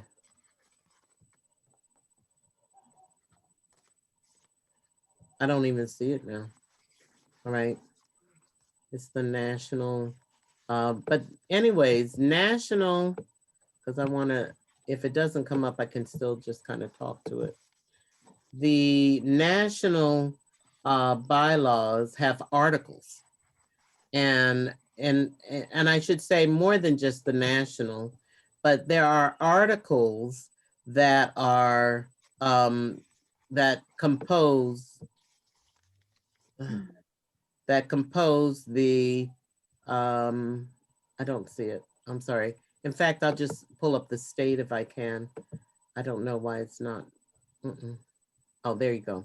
So these are the state, but I was trying to pull up the national ones so you could see the difference. But as you can see, all of the bylaws have articles and they go from the creation of, say it again. The creation of a network all the way to the dissolution of a network. So how to create it and how to dissolve the actual network. So it goes through those items that we saw on our list, but it specifically, I'm sorry. It specifically goes through, I don't know why this is doing this. Okay. I don't know why it's giving me a thing here. I'm having an Adobe problem. All right, I'm just shutting it down. But it goes through the different articles that talk specifically about what are, how we are to conduct ourselves in terms of on the National Women's Council is determining what they want each of their state or local networks, how they want us to conduct our businesses. And so like the first one in the state is creating a network, then they talk about membership, they talk about dues, they talk about the governing board, the membership meetings, they talk about elective officers, vacancies, nominations, election of officers, committees on the state level, or they will talk about project teams on the local level. And then parliamentary authority and coverage, you know, if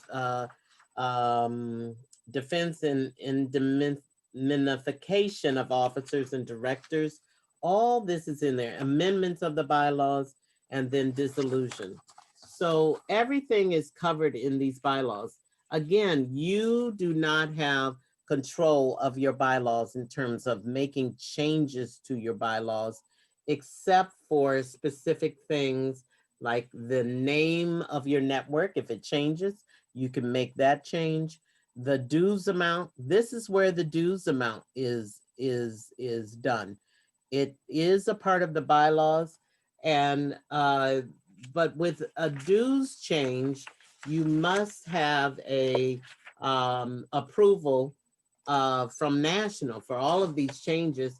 And there is a specific deadline date as to when the dues, the change to the dues have to be in.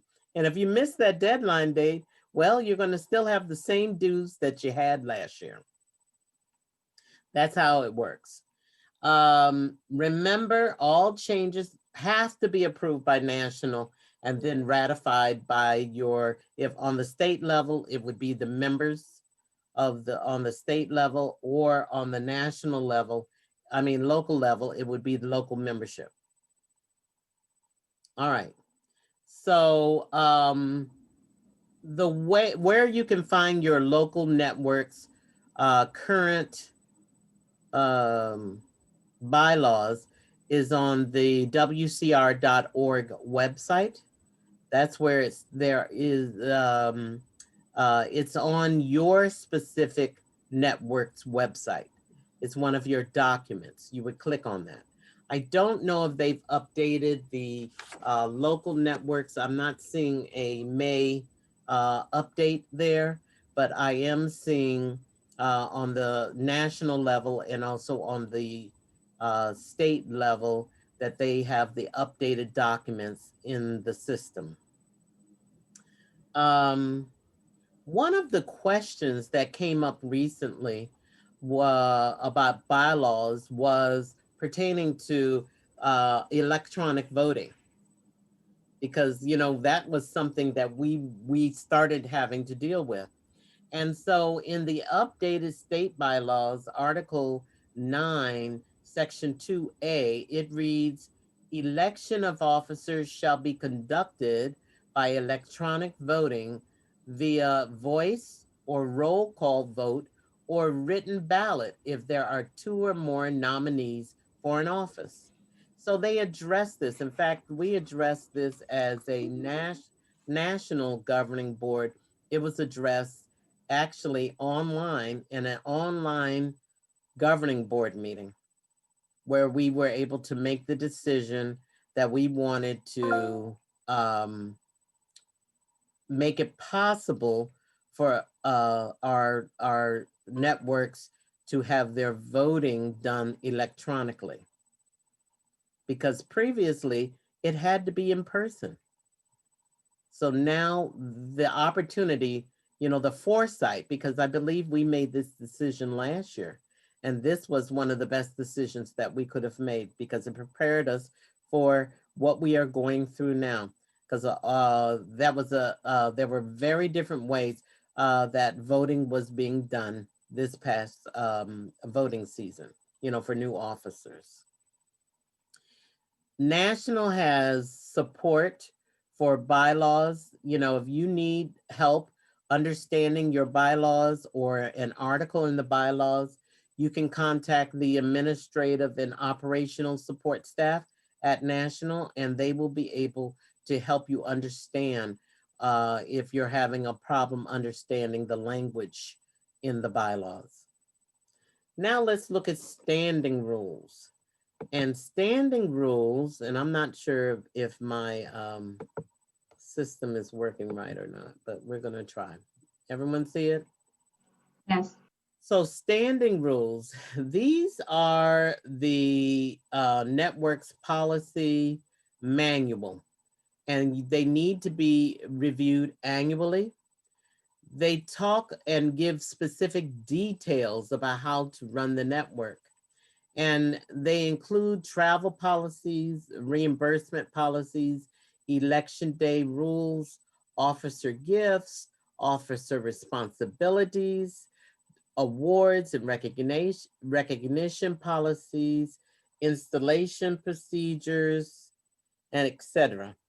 If you have not, or if you're not operating by the standing rules, then you need to update them to reflect how you operate, or you need to operate the way that your standing rules say you're supposed to operate, because they are in place to give you the procedures for running your network. So how many of you have seen your standing rules? You're all sitting in leadership positions. Have you read your standing rules for your local network or your state network? Raise your hand if you have. All right. So, Christina, I've started, but I didn't finish. And good morning to you, by the way. I've started, but I didn't finish. I'm sorry. It's just so many. what, standing rules? Yes, I tried to, I don't know, one time I did take it into consideration. I'm talking about since this new cycle here that I wanted to sit down in front of everything and really start reading through at every single line. And so I definitely did start, but to be frank, I didn't finish. Well, and that's interesting, Martha, because how in the world can you be running a network when you don't know what your standing rules are? Because that's your policy handbook. And so it's important that everyone get your standing rules. Right. Because that is how you are to be operating. Now, if these, we suggest strongly that the rules should be reviewed annually, because you change the way you do business annually. And that's what I'm hearing Martha say, is that she's looking at them because procedures have changed over this past year. And so you have to review them. But, some of your rules will be amended and others may be rescinded. It's okay. A standing rule can be, adopted by the majority vote at a governing board meeting.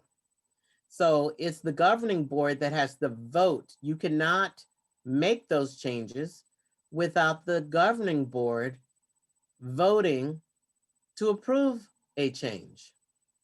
And a standing rule can be amended by a majority vote or suspended for the duration of a meeting.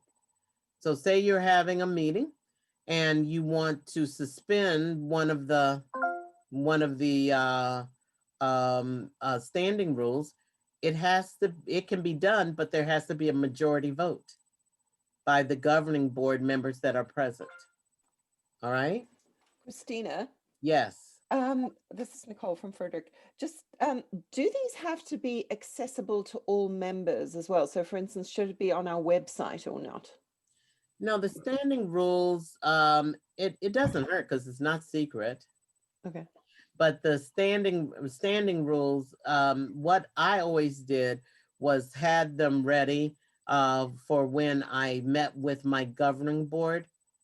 I included it in their notebook or in their folder so that they would know specifically everyone in every position, including any committees or project teams, they would know what the standing rules are, because that is your governing board.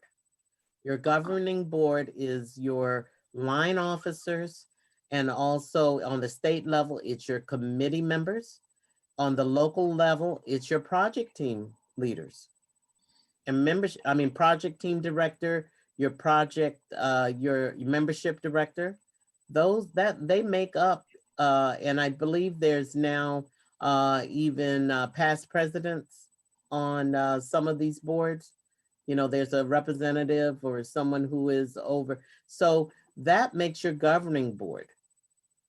Those people are the governing board. So you have to count up how many people is that?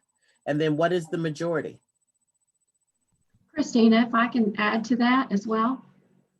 Also, Nicole, your secretary is responsible in her job description to have a copy of the bylaws and the standing rules at every one of your board meetings.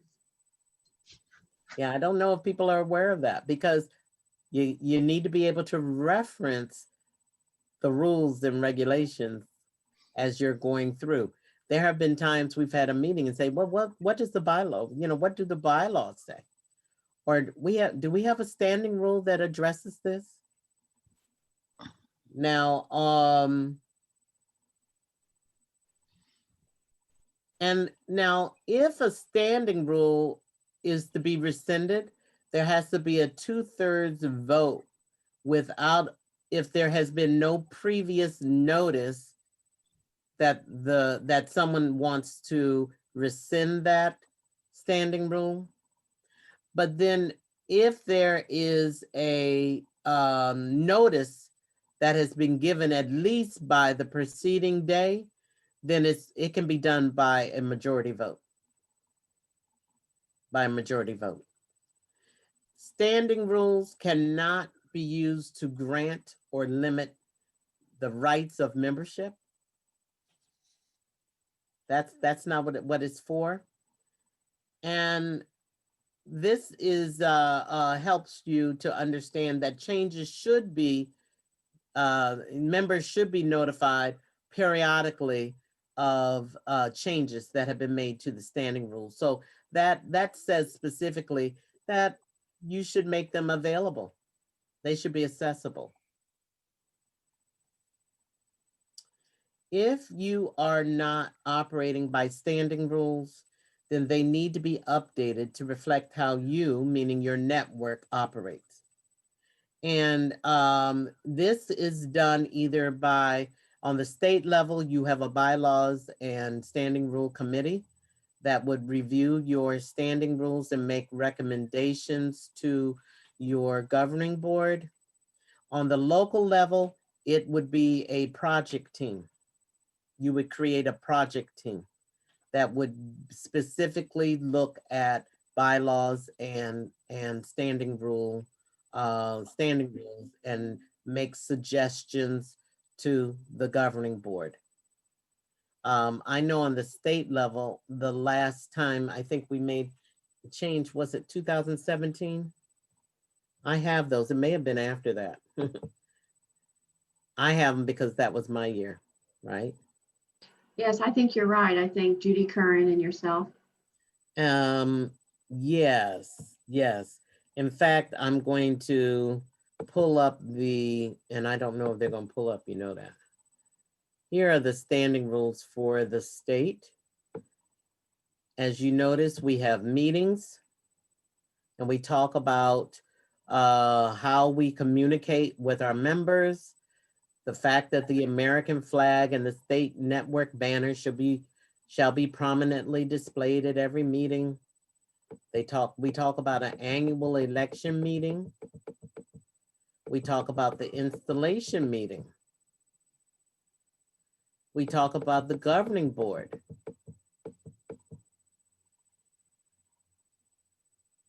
Number 2, unexcused absences. You see that? Reinstatement. They talk about who can vote. Talk about roundtables, discussions. And then again, they talk about elections. And then installation of officers. They even talk about the budget for installation. Then the duties. The duties are outlined in the bylaws also. And it says that it says upon taking office, the president shall furnish each officer and committee chair a copy of the duties as outlined in the policy and procedure pages as they apply to each office and committee, along with a copy of the network bylaws and standing rules. So, I was following the bylaws, the standing rules. when I did that. And I'm sure Jackie did that, and sure that Sandra did that. And, you know, Lisa is doing that now. I mean, she'll make sure that everyone will have their copy. Then it talks about what the president-elect, you know, it's beyond the regular job description. It's the procedures that are to be carried out by the positions. We don't have a governor now, so there's definitely going to need to be a change here. And there's no secretary now on the state level. So I'm sure Lisa will have her committee make some changes to the standing rules, because those terms and those positions have been changed. Yes, Jackie and I have been talking about that. Yes. Very good. So I have a question. So Tell me what it is, I'm but assuming that the I don't see you. Who is it? Oh, Pam Jenkins. Hi, Pam. Go ahead. Hi. I'm assuming that when you make the changes to the standing rules, that your bylaws are general enough to where you don't have to change your bylaws and maybe refile them and all that kind of stuff. Is that correct? Well, you can't make any I'm looking at this changes. and it looks a You can't make any changes to your bylaws except if you are changing your network name, changing your dues amount, or changing the date. That's the only thing you can change on your bylaws. Okay. On standing rules, this is your operations manual. This is how you run your network, the things that you do to make your network efficient. Everyone, and you don't have to start from scratch. These have been in place. Now where they are, you may have to go back. If you have not seen one and you've been in a position for a while, I suggest you go back to some of those past officers and see if somebody can find it. This is where there needs to be record keeping. They talk about guests. I mean, everything is covered here, all the way to the audit, and there maybe needs to be some terminology changes here. Lamar, isn't that true? Whether it's an audit or not. Memorials, memorial gifts, any contracts, a reserve accounts, if you have one. This is where we talk about travel. And this is on the state level. I am going to go have another sheet that is a sample that I pulled from the LPPM. But if you see here under travel, it says funds shall be budgeted for travel expenses and registration fees for attendance to national, regional, and state WCR meetings. Reimbursed items will include transportation to and from, event registration and tickets to Women's Council functions that they are expected to attend. And then it talks about this is for the president and governor and other officer travels. It says that there can be a $200 per diem, which includes hotel, ground transportation, and meals if they are traveling more than 30 miles. I mean, less than or more than 30 miles, but if it's $100 if they're traveling more than 30 miles. The total amount allocated per individual shall not exceed the amount budgeted by the state network. And then it just, it talks about, sharing rooms to cut the cost when we go to different things. And then what happens when the president and governor or a state liaison travel to visit local networks? And then all documentation, meaning you have to get your receipts and everything in order to be reimbursed, and sometimes there's upfront money. It's been approved, and so you may have a debit card that you're using, and you know how much your amount is. Then they talk about awards and recognition, they even have the procedure for changing standing rules here. And this was done in 2017. Christine, I have a question, please. Yes. And good morning. Good morning. You had stated that the things that you could change, I didn't get the last one. You said names, dues, and what And was dates. and dates. Okay, dates. Uh-huh. And I do keep a copy of our bylaws and standing practices with me when I'm, having the meetings. Yes. I have them in a folder, and I always have them with me. Not sure if the secretary does, but we'll make sure that she has them moving forward. Well, make sure every one of your governing board members has a copy. Okay, good. Thank you.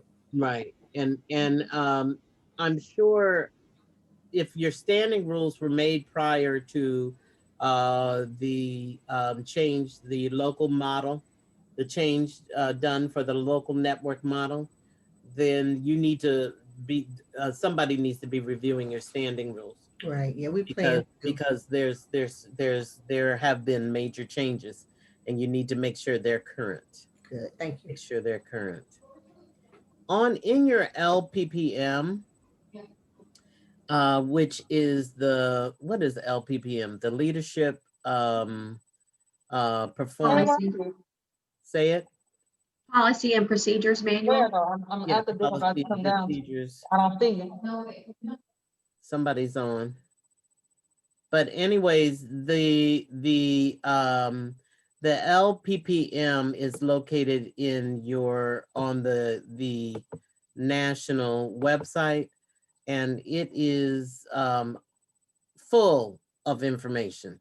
And you would go in, they have different topics, and you can just click on them and it will pull up information.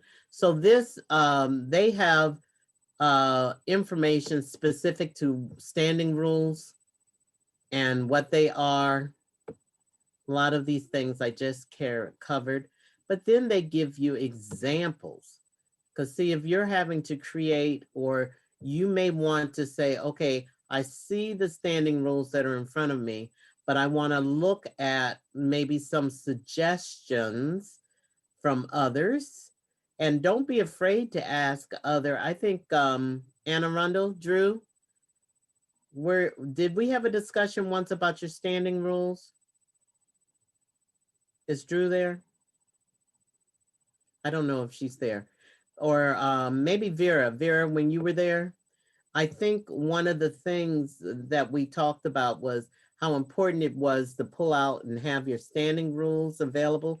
Because when I was governor, and Jackie, I'm sure has done the same thing. If there was something that was going on within some mediation or conversation that needed to take place within a local network, one of the first things I always asked them to pull out was their standing rules. Yes.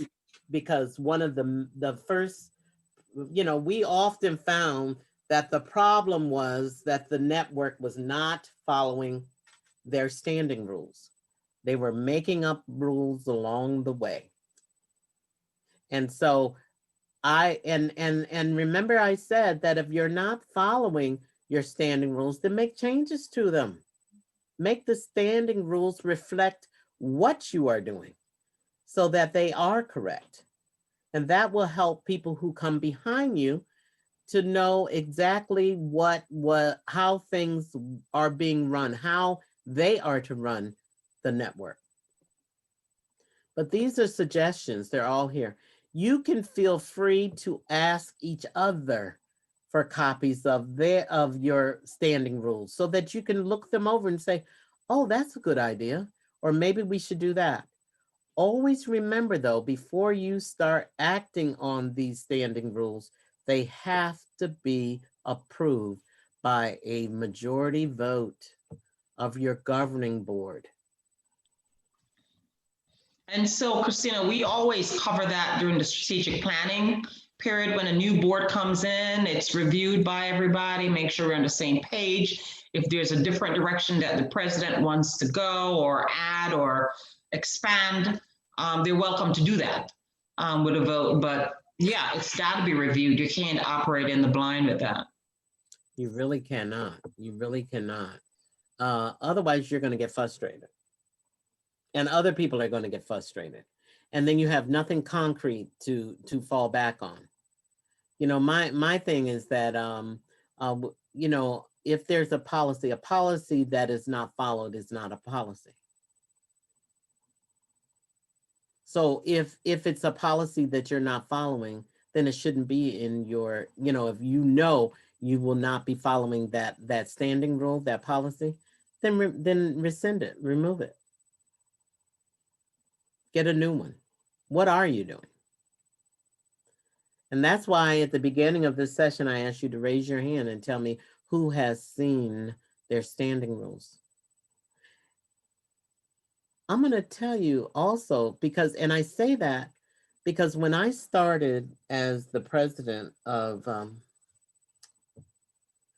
Women's Council, Anne Arundel County, I had not seen a standing rule.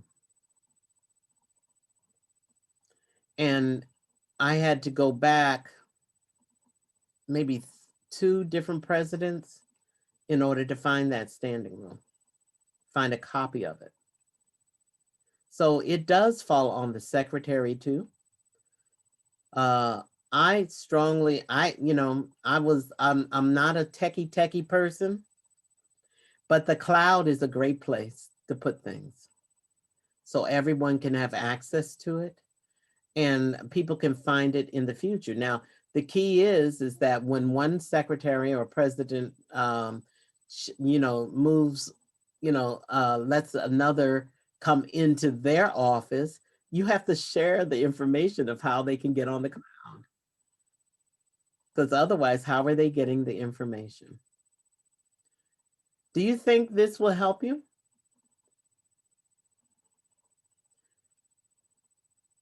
Who's been in, Tara, you've been in Virginia leadership before. Have you seen standing rules in Virginia? Yes, yes, and I agree. We you know, those were what we used to govern all decisions, policies, and we referred to them frequently. Absolutely. And then prior to the transition from one board to the next, just as Jackie mentioned, there was a meeting of the minds. What are we doing? Is this still what we want in play? New board, this is what we have. This is what we're signing off on. These are things you may want to consider and so forth. Very so good. It's definitely a fluid document, lots of fluidity with it, and lots of transparency. Yeah. Aha, right. It's not a secret. Very good. Thank you, Tara. Jackie, do you have something you want to add? You have a committee that's going to be working on this? No, I really don't have anything else to add. The Tara captured it. Okay. Yeah. So Lisa had mentioned that you and that she and Jackie will be looking at this in terms of the creation of a committee. You still have committees. And so I believe you still have committees, right? Or have they changed it under? Yes, we have several mandatory committees. Yes. Is one bylaws? Yes. Yes. So bylaws and standing rules. I'm sure Lisa's going to be putting out a call to anyone who would like to be on that state committee because these will definitely need to be updated. The language is definitely needing an update. And now, Anna, she's not there right now, but I was wondering, you and Sheila, have you been in, Sheila, you've been in communication, you've passed these on to Anna? Yes, ma'am. We definitely have. Very good. Yeah. Yeah, Tina, you have them? And to Christine, I just wanted to say too that I think that we are in good shape as far as the information because we do have it on our Google Docs, and Anna and I have definitely been talking about, you know, because I don't want her to have the same experience that I had, where you kind of working in the dark. And so I want to pass everything on to her that I have learned and been a part of, and have all those documents in place. These are voices of experience for some of you new folks. It's important that these are important documents. So make sure you go through your bylaws Everyone has access to their bylaws. Let's see. Lisa, you may want to talk to National about making sure that the local networks have the current bylaws. Yes. Because when I went in, they were still from 2019, and I know there was an update in 2020. Yeah, from what I understand, they're coming out in January. Okay, very good. So everyone know that you will have new bylaws. And so you need to look at them because language, there could be changes that have been made from the national level. All right. The dates that I was pertaining to, maybe the dates of like your calendar, you know, when your new year begins, there will be, when you look at your bylaws, you can see that there are blanks that would be filled in, you know, that can be filled in. I looked at the sample and I can't pull it up because it's not showing, but there was a sample local bylaws where they have different things where they fill in the name of the network. They also fill in Article 3 is dues. And that's where you would be able to make changes to any dues. They talk about, they put in your membership numbers, you know, and what a majority is on here. But they also have under Article 6, they have elective offices, and C, they talk about the officer shall hold office for a term convening. And this is where it says January 1st to December 31st. But here in our locals here, I would not be surprised to see that it doesn't say December 1st. To November 30th, because we've been doing ours, in the state of Maryland, we've been using that as our calendar. We don't do a regular January to December 31st. We've been doing December 1st through November 30th. So that information should be in your those would be the dates that you would change in your bylaws. But probably your best bet is that, Lisa, before any locals make that change, because we really want, you know, it's good to be cohesive. Talk maybe at your governing board meetings, you all talk about what if you want to make any changes to your calendar on a state level, and then the locals can follow suit. Yes, Okay. exactly. But I mean, Lamar's like, we may have to look at it, making that change. And I think there was discussion about making changes because of tax filing and the tax year. And so it'll be important to make sure you include all that conversation. It just complicates to go to a fiscal year as opposed to a calendar year, but I certainly understand, your point. All right. We don't like complications, do we? No. All right. Are there any questions? I see chats and I need to see what, I know your time is, you didn't really get a break. I'm not sure what the difference is. Okay, that was earlier. Okay. Okay, most likely all on the website. Yeah, and I can send these documents to Lisa. I just didn't want you to have to print out 1,000 things. So we will make, but the bylaws are, individual bylaws are on your websites, on the WCR.org. Standing rules, samples of standing rules are under network tools, and is LPPM. And you can go to the topic of bylaws and standing rules and click on the sample standing rules. It's right there. If you need a copy of now, we never have turned in our standing rules, I think, to national. And, each local was responsible for holding on to their own. But Like I said, sometimes you just go back a couple of, talk to some of the past presidents, and somebody will probably have a copy of maybe the last one that, if you can't find one in your records, and that way you can at least see what was going on and then start from there in terms of making your changes. Christina, one thing we did, you had asked earlier how we handled it where I was previously. Our bylaws and standing rules were on our microsite.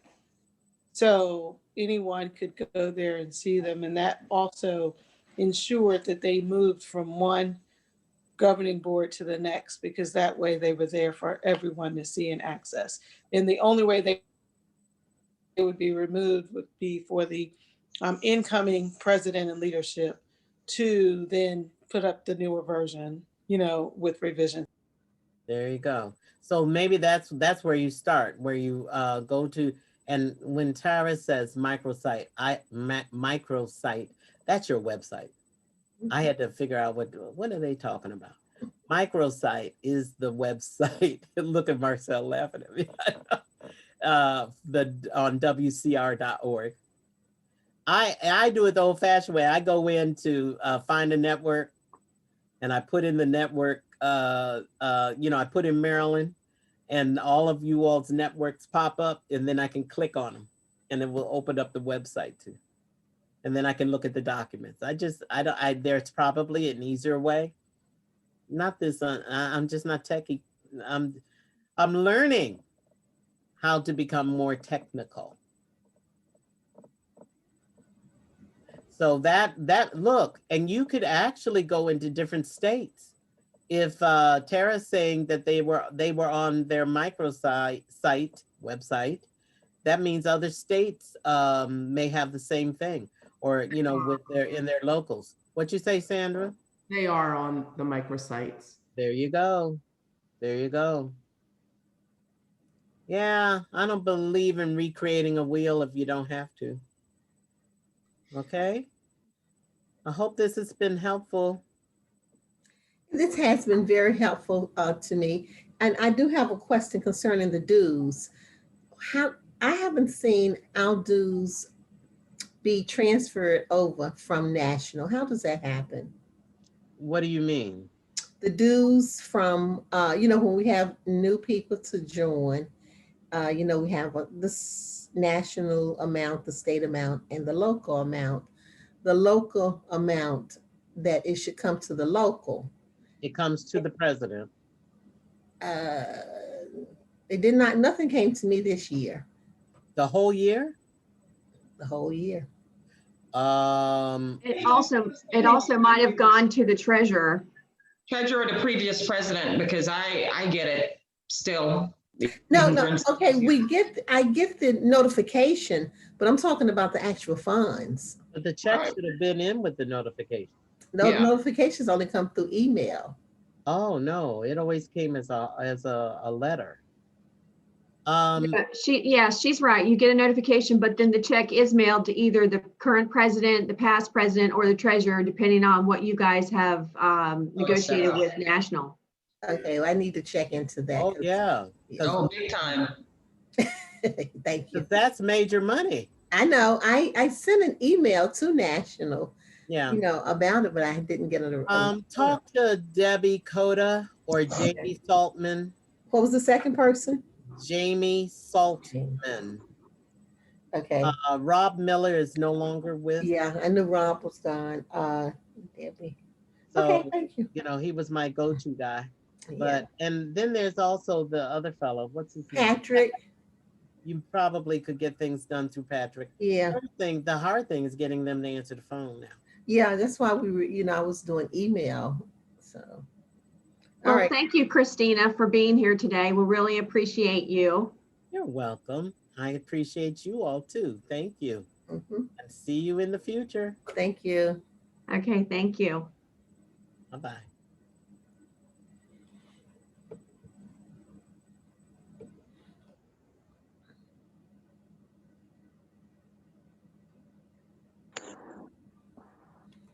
I had had to unmute myself. I apologize. Okay, so I want to go right into our next meeting. And we have the opportunity to hear from another guest speaker from California, Sabrina Brown with Brown & Brown Real Estate. She has been a member for over 14 years, a realtor, I'm sorry. She's the broker owner of Brown & Brown Real Estate, which is a boutique brokerage out of Fresno, California. She loves all things hot pink, Jeep Wranglers, shoes, and spending time with her 6 children and her supportive husband. She is a graduate of the inaugural class of the Women's Council of Realtors Leadership Institute. She is passionate about the real estate industry, a RPAC major donor, and a member of the National Association of Realtors President's Circle. She currently serves as the 2020 treasurer for the Women's Council of Realtors California, co-chair of MLS at the Fresno Association of Realtors, advisor for the Asian American Real Estate Association, founding member of the Realtist of Fresno County, as well as serving on various committees, including strategic planning and finance at California Association of Realtors and diversity committee at the National Association of Realtors.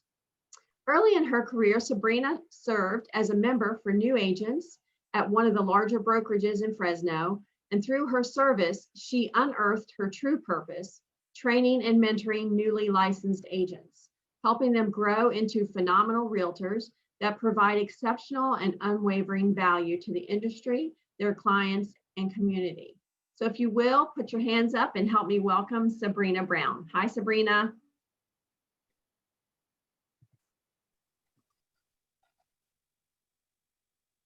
Hello, I know she was here.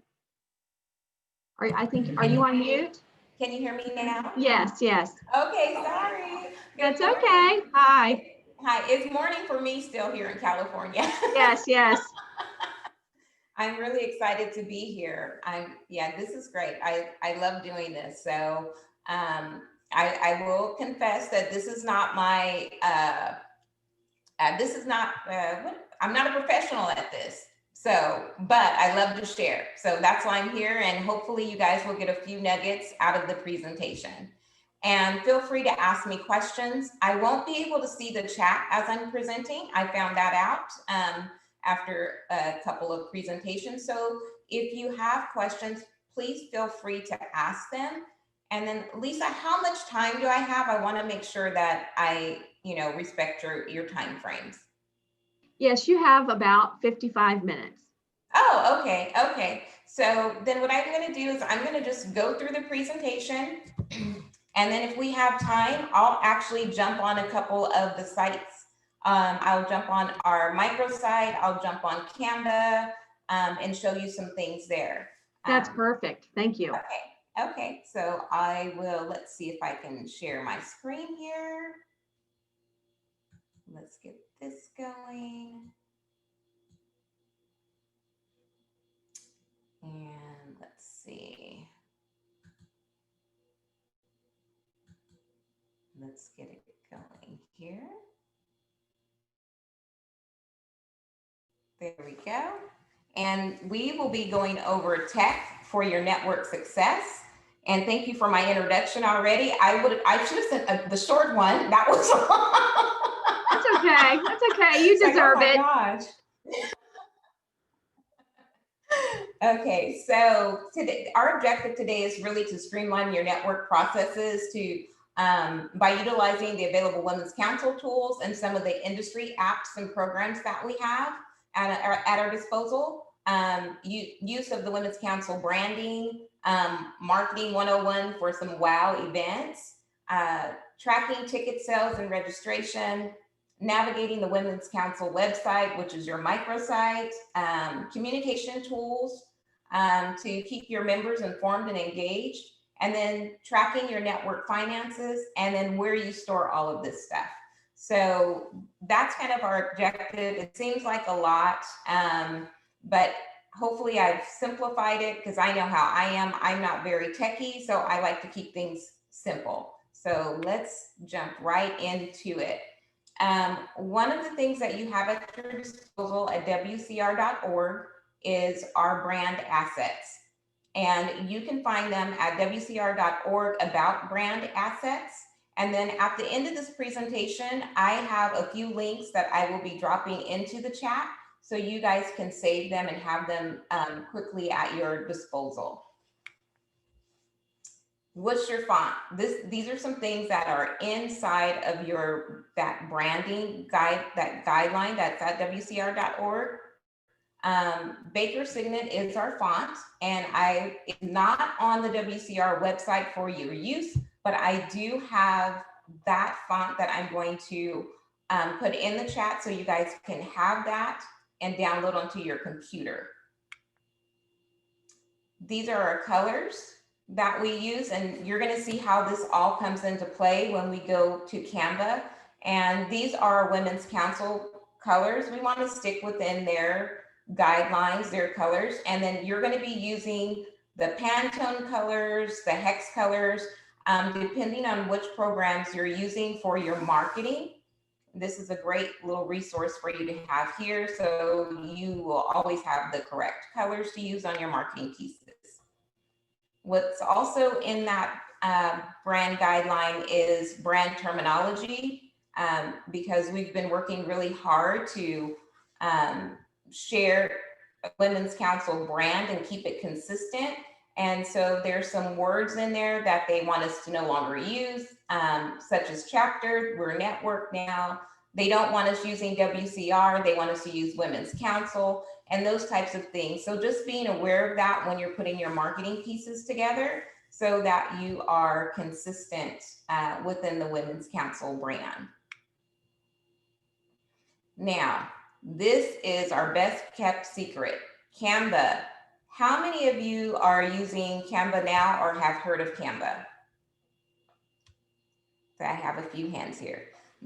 I love Canva. I live in Canva, and it's probably the easiest marketing tool that we have to put things together.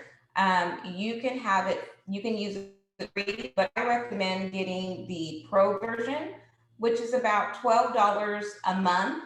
And I recommend getting it for your specific network.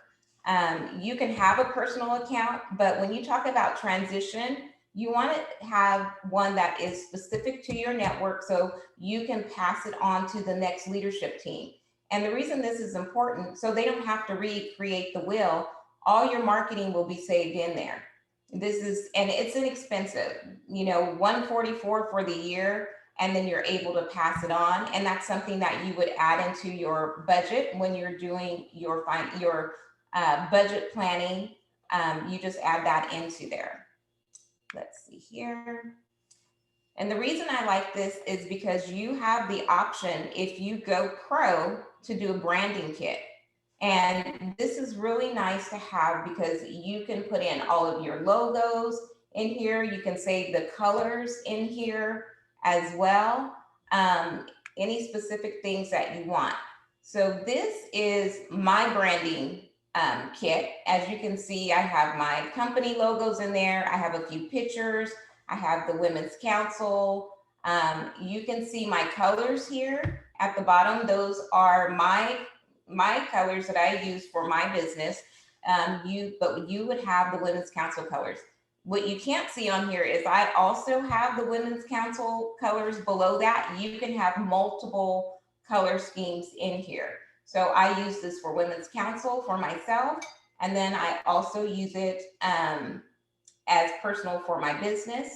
And then also with this, you can share designs with your members or with your membership or whoever you want to share it with. If you are putting together an announcement of a new member, you can actually create a template and share it. So anybody can use that template and all they would have to do is pop in a picture. So it's really easy to use. It's great to have the paid version because you have a lot more capabilities. The thing that you can do is if you have a photo and you want to remove the background, this will do that for you. And so it has a lot of perks, the paid version, I should say. The other thing that it does, which is really nice, is that when we are putting together our events, those events, when we're posting them on social media or the Women's Council microsite, website, or Eventbrite, if you use Eventbrite, they require specific picture sizes. What Canva does is it gives you the capability to create those marketing pieces with those specific sizes, so that when you're posting them, you have clean, crisp pictures that people can see. And I'm going to show you a little bit later what that looks like when we do it correctly, and what it looks like when we don't use the correct sizes, and why it's important to do that. But this is another feature of Canva. The other thing that it helps you do is to really stay organized for your team, is because you're able to create files within there that you can save. Once again, not recreating the wheel. If there's an event that you have every year, and you just need to change some dates or maybe pop in a different picture, you can have them in there. You can save them in categories such as Facebook, as your microsite. So you can set up these files for if it's a new member or if it's a strategic partner. You can set all of these up into a file folder, which when the next year transition comes in, they will be there for them. This is really a neat feature of the pro version of Canva. And no, Canva doesn't pay me. I just like simple, and this is probably the simplest marketing app that I've found. And with Canva, your key takeaways would be brand consistency, making sure that you're always promoting the Women's Council brand correctly. Then it's a network account, so you can have a smooth transition between leadership every year. And then you have the branding kit, which will save all of your pertinent logos and marketing that you want to keep.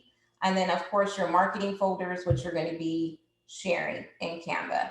And so I know I'm going a little fast, but I do want to be able to go into Canva and show you these things in real time. The other thing that you can use is Eventbrite. Do you guys use Eventbrite for your ticket sales, or do you have something else?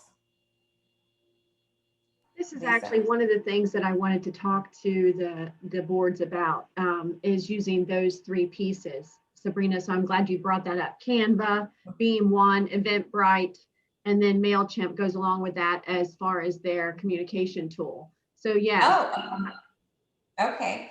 So Eventbrite is really nice because you'll be able to track your guests and registrants. You put those in there so you can separate them by member, non-member. And then you'll get a spreadsheet at the end of the event. You can take that spreadsheet and then put into your CRM, which is maybe MailChimp that you might be talking about. And then you can reach out to those non-members that have attended and send out information to them about joining the Women's Council. And then also everyone that has attended, you would be able to have in that CRM maybe some feedback on how the presentation or event was. So this is a great way to track everything. And of course it keeps up with your money. There is a charge for that per event, per ticket sale. And if it's free tickets, then there's no charge. But if you're charging a fee, then they do charge a small portion of that. But it is a great way to keep track of your events. And then you're able to also send out notifications to everyone that has registered. So when you're doing, I hear something. Zoom. Pam Jenkins isn't muted. Oh, are they? Oh, I'm not sure who that is. Can you mute her? Yeah, I'm trying. Sorry. Oh, that's okay. This is Zoom. I'm used to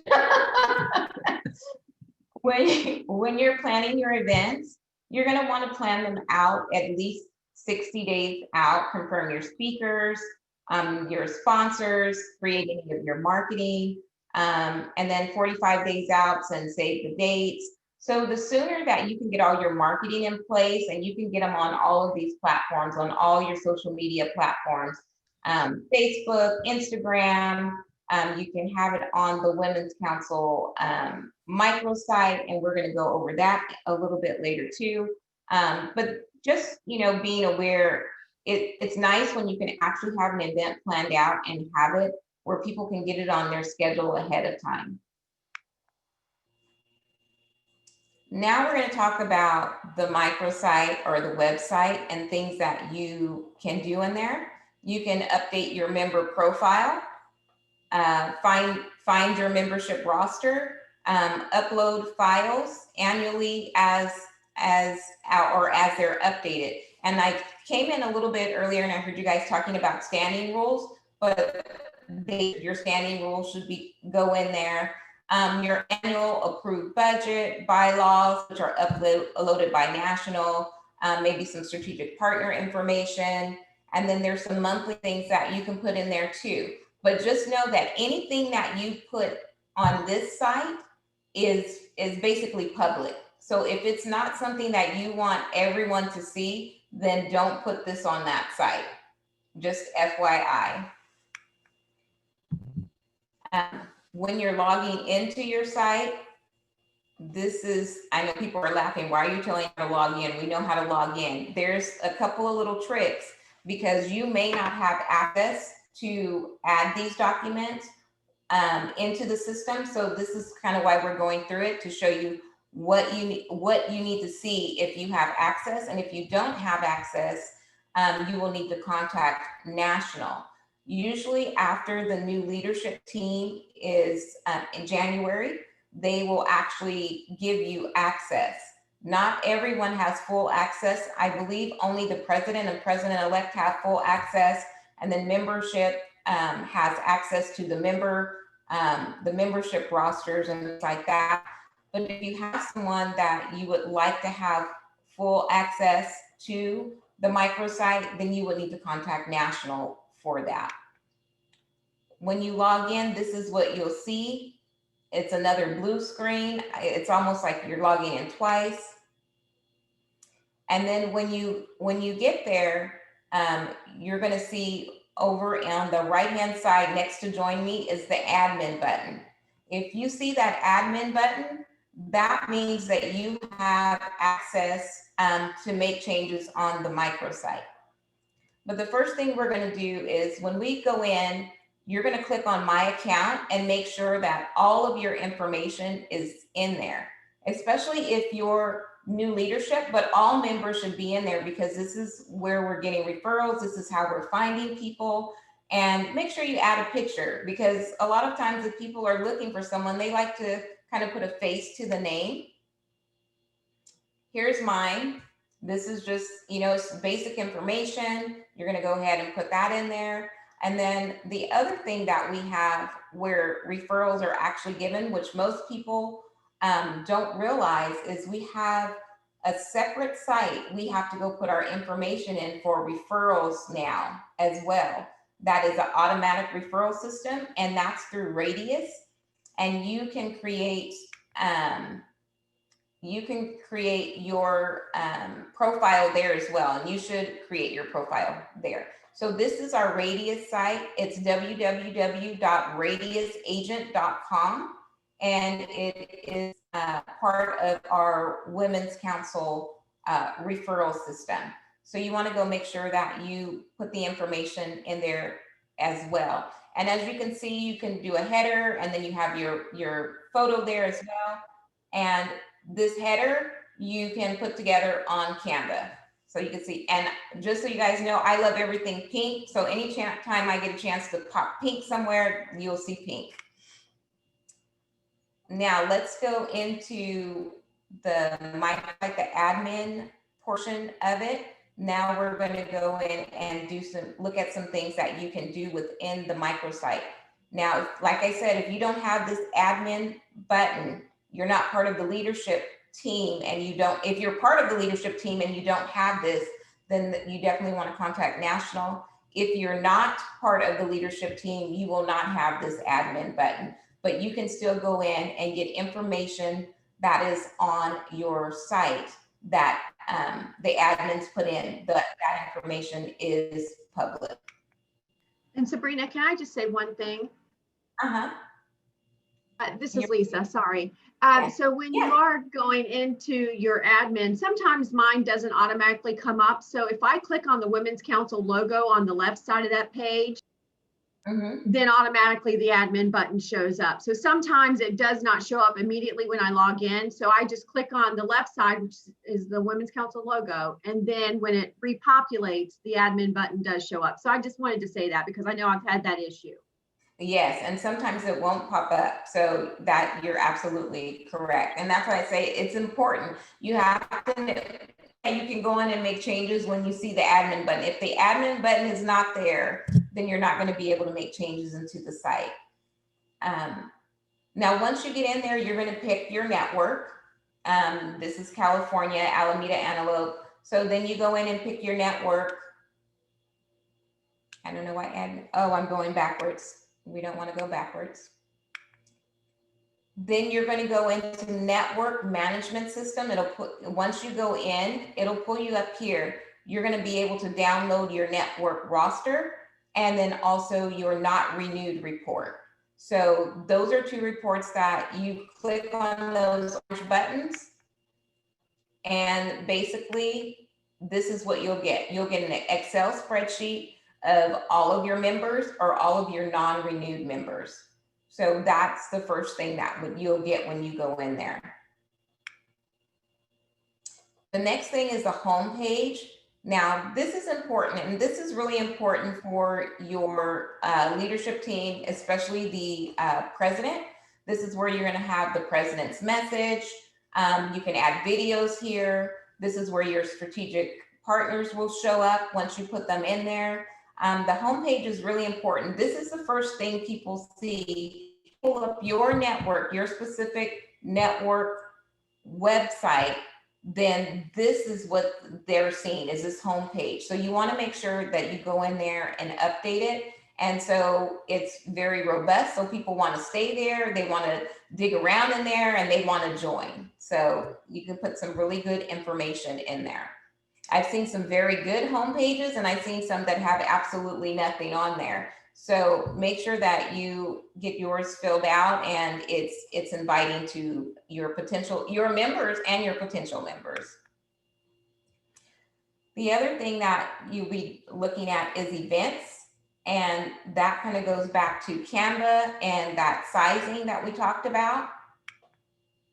So the events, when you click on events, this is what will come up. And when I say that this is easy to do, it is easy. If I can do it, anybody can do it because I am not that tech savvy. But you go ahead and you put your image in there. You just put your title, the date. You put all the pertinent information in there, and then you can do a preview so you can see what it looks like at the end, and then also save and publish. And once you save and publish, it goes on to your website, your microsite, and it also goes to the national website. And you definitely want to put all of your events in here because now that we're in the age of Zoom, you can have people from all over the country join your meetings. And that's really powerful. Or if you have someone that is a new member and there's some training that they want that you're not providing that month or that quarter, you can go look on the national site and see if anyone else is having that type of training and let your members know. Like you can go here and here's the training that's there through Women's Council. That's a powerful tool. Can I just ask, is this part of Eventbrite? Does it link to Eventbrite or not? No, this does not, it does not go to Eventbrite. This only goes to your site and the national site. This is something that you would actually, Eventbrite, it's its own separate application, and you would have to go and add you would have to go and add it into Eventbrite as well. Thanks. Okay. Then your partner images. This is really important when you have your strategic partners. You want to make sure that you're highlighting them. This is easy to do as well in that microsite.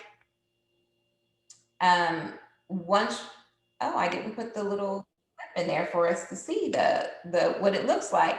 But when you go in there to put your strategic partners into the microsite, it's only 2 buttons. And those 2 buttons, one is for the logo and the other one is for the link to their website. Now, as you can see, these are all kind of uniform and consistent. Our old website did not do this. If the logos were all over the place and they were different sizes, now this formats them so they're all the same. The thing that you may want to do, just to highlight, if you have a $5,000 strategic partner, you can put a border around them and put $5,000 strategic partner or $500 strategic partner or whatever they are to differentiate them.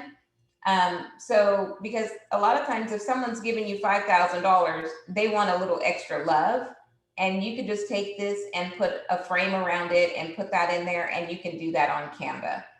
So, but these are all uniform in the system now. And so even when you put that around it, it'll be the same size. It'll just have the border just stating what level they're at. So Sabrina, just to clarify that, you would create it in Canva, put your border around it, and then upload it into the strategic partner logo area. Exactly. And that's another reason why you have this, the actual network Canva, because you can create those frames and leave them in the folder. And whenever you get a new strategic partner, whatever level they are, all you have to do is go in there and pop the logo in, and it's already done. Perfect. Yeah. So just a great way. We talked about the documents a little bit, about putting the documents in the system. This is really easy too. Basically, when you hit documents, you're going to add a new document. And then as you can see, you name it and you just find that file on your computer and you download it and it shows up. So new state bylaws for California, national puts that in there. And then as you can see, our standing rules are in the system as well. But if there's other documents you would like to share with your members and it's not private information, you can add those on in here as well. The other thing that you're going to want to do, so now you have some private stuff that you have, but you want to be able to pass it on to the team as well. You're going to use a cloud-based storage such as Dropbox. And then this is something the entire leadership team can have access to. And then also they can have their own personal files and folders as well. But Dropbox is a great way to have, and this needs to be a network Dropbox file so that it can be transitioned over from leadership to leadership. So you have a record of all of your information moving forward. So no one's recreating the wheel. If someone wants to see what you did in 2017, they can go back to the 2017 folder and find all of, like say your old bank statements, your financial reports, those types of things would go into that Dropbox. This is a sample Dropbox. Go ahead. Oh, okay. So the other thing, you have a sample Dropbox, things that can go in there. You have your agenda and scripts, your annual reports, your budget, your bylaws and standing rules can go here as well. And when you think about your standing rules, sometimes you're making changes to those. And so if you want to leave the old ones in there as well as the revised ones, so you can see what you've changed. So you can I ask a always quick go back. question? Oh, Can I yeah, ask- absolutely. I was wondering about your selection. Why did you pick Dropbox instead of like Google Drive or, now there's OneDrive now, I understand, on computers. Why'd you pick Dropbox? Is there a reason? Dropbox is just something that we've been using probably for the last 10 years. So that's why, not my preference. I use Google Drive personally. Right. Yeah, so and it's not about Dropbox. It really truly is about just having that storage space that you're going to be able to transfer over from leadership team to leadership team. So the security is no different as far as you know. The security of having all the files out there is no different as far as you know, I guess then. No. Okay. And so like in Dropbox, you have access, just like Google Drive, you can have in your Google Drive, if they don't have the link, they can't see the information that's in there. Correct. Yeah. And so that's the same with Dropbox. So yes, but just curious. Thank you. Oh, you're welcome. Yeah, you just want a storage space where you can put this information and hand it down. It does not have to be Dropbox. It can be any of the window or cloud-based, or I should say cloud-based forms to store information. You just want it so it's transferable. That's the most important thing. You have Google Docs that you can use to do your monthly reporting and annual audit reports. We use that. JotForm.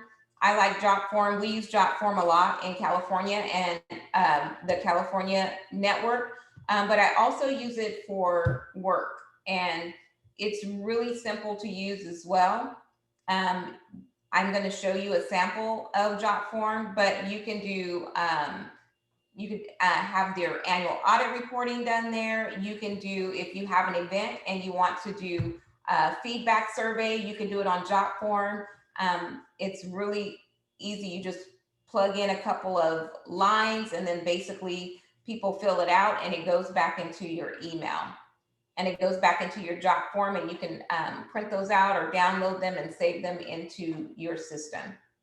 But this is an easy way to get information out to your members, and then actually if you're looking for feedback or they need to fill something out, it's great for them to be able to get information back to you in a timely and easy manner. When you're tracking your network finances, we use QuickBooks. There's other people that use other programs. So this too is about having a network financial tracking system. So that could be whatever you want it to be, but it needs to belong to the network. So you're able to, like I said, transfer it to the next leadership team. When you're communicating, there's some different ways to communicate. You have Facebook, Instagram, your eBlast, which would be your MailChimp that you spoke of earlier, and then a calendar that I'm going to share with you that I really like, and it is an easy way to, it's inputting, you put information in there and then it's a link. And anybody with that link can pull up the calendar and see what you have going on at any given time. It is a great tool for your leadership team to make sure that, like all your board meetings are in there, your governing board meetings, any events that you have, you can put in there. Anything that you would like to share can go into that calendar. And I don't know, Facebook, Instagram, and eBlast, those are just great ways to communicate that way. Not everybody's on everything. So if you're using multiple ways of communicating, you're surely to get everyone. Of course, video conferencing, which we're doing now, which is Zoom. I think we all are, aware of that. But, thinking in the future, when we're able to go back live, what are some things that we will continue to do on Zoom and not do in person anymore? Will we do our governing board meetings in person, or will we do those on Zoom? Just different, or will you do a hybrid? Would you have some people, in person and some people on Zoom? So those are just great for, you know, committee meetings, probably committee meetings, just making sure that everybody can be there and participate. This is the calendar that I spoke about, and it's called Team Up. And this is something we put together in California. And on this Team Up calendar, what we have on here, which you can't see, but I'm going to show you guys in a little bit, is basically you can go in here and we have it separated by our districts. So any event going on in District 1, 2, or 3, it's color coordinated. And then we have national events that are on this calendar. And then also our state events on this calendar, local, state, and national events on this calendar. And anyone with the link can go in there and see what's going on at any given time. I really like that, Sabrina. Thank you. Yeah, okay. So this is my Let's Connect, but we're not connecting. I'm going to stop sharing this and we're going to just, how am I on time? You're good. You have about 15 minutes. Okay. All right. Perfect. So do we want to go into Canva or do we want to go into the microsite? What would you guys like to see? I can show you. Microsite, please. Microsite? Okay. Well, didn't we ever have training on the microsite? Can we go into Canva next too? Because yes. we had done that already. You had what? I'm sorry. We had training earlier this week on the microsite. Oh, okay. Yeah, but a lot of us got locked out of that training, so we haven't had that. Oh, okay. So let's go in the microsite and then we'll do a couple things in there and then I'll go to Canva and show you some things in there. And then once this is over, if you guys want training on anything in one specific thing, I would be happy to do that as well. So let's share screen and we are doing microsite. So let me go and pull that up. Let's see. Here's the microsite. Let me see if I can get back in here and share it now. Yep, here we go.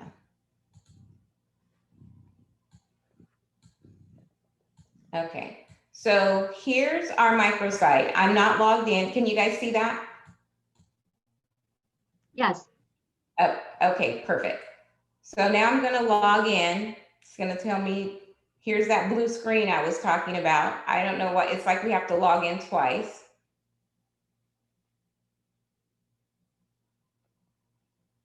And it's very slow today.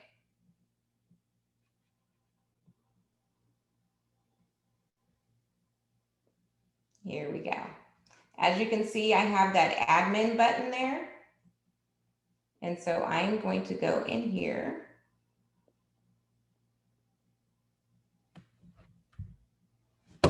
And then here I can choose a network to go in and I can add stuff to. So I'm going to show you really quick. Let's go into Inland Valley.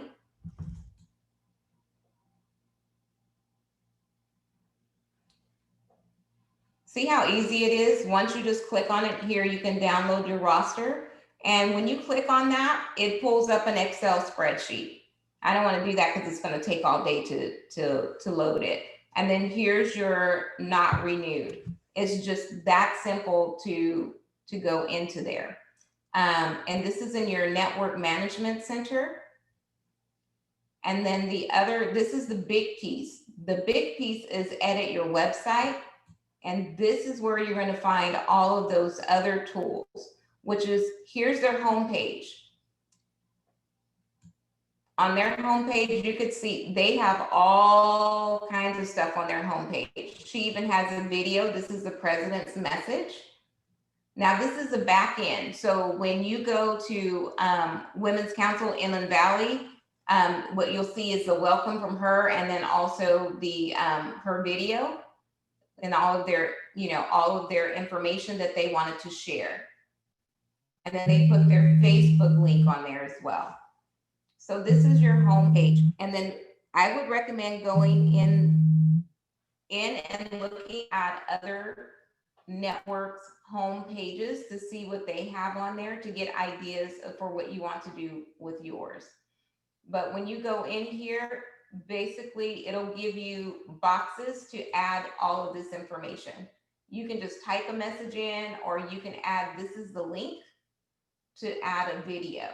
You click there and you can put a video link in there, or even a link to your social media as well. You go here. When you go to events, I'm going fast. And when I say the microsite is really easy, it really is. You could see the events that they have posted in there on their site, but to create an event, all you have to do is hit create an event. It's gonna take a minute. It's been slow all week for some reason.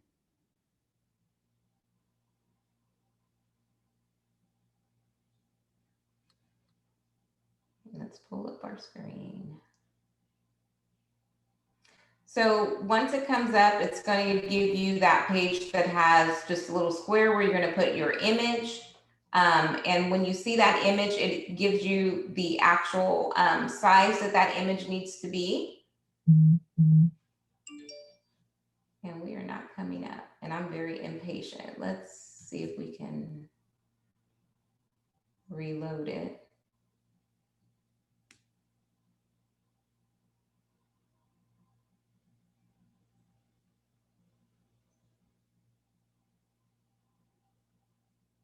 Okay, there we go. So as you see, there's an image. It gives you the dimensions that that image needs to be. So when you're in Canva, you just create 12 by 80 by 480, and that's the picture you're going to put there.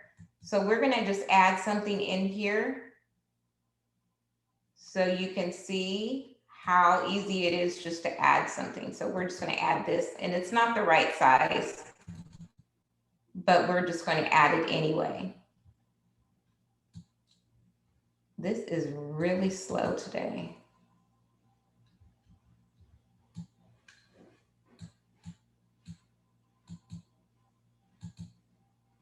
Let's try it again.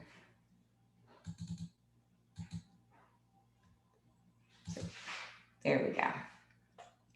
So now you have that in there. You can put your event title, and you put, let's put here, membership. Oops, I can't type here.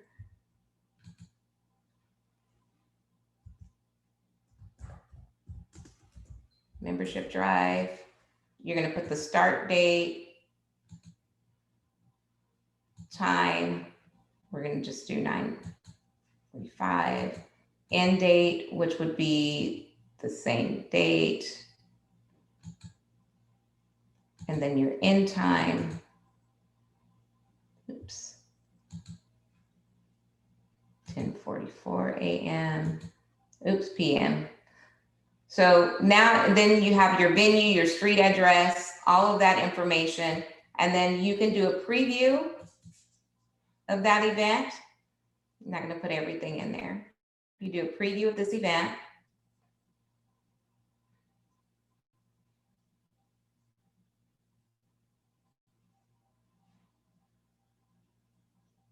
This is really slow. There we go. So once you do a this is what it looks like. Women's Council California membership drive hosted by Inland Valley, the date that's on their location, you would add all that in there. But it's just that simple to add your events in there. So let's see here. Let's go back to admin. Let's get out of this. Yeah, this is really slow today.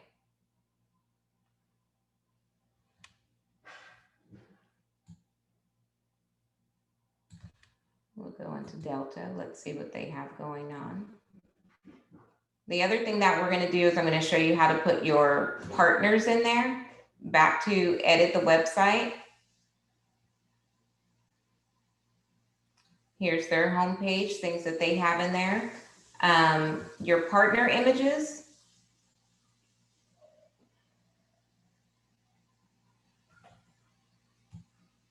And right here, you can see who they have in there. Summit Funding, Guild Mortgage. When you just go click, add a new strategic partner.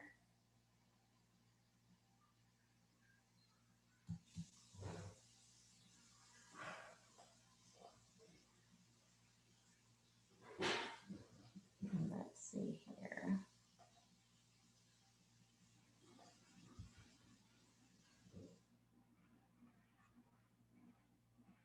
We are still waiting for this.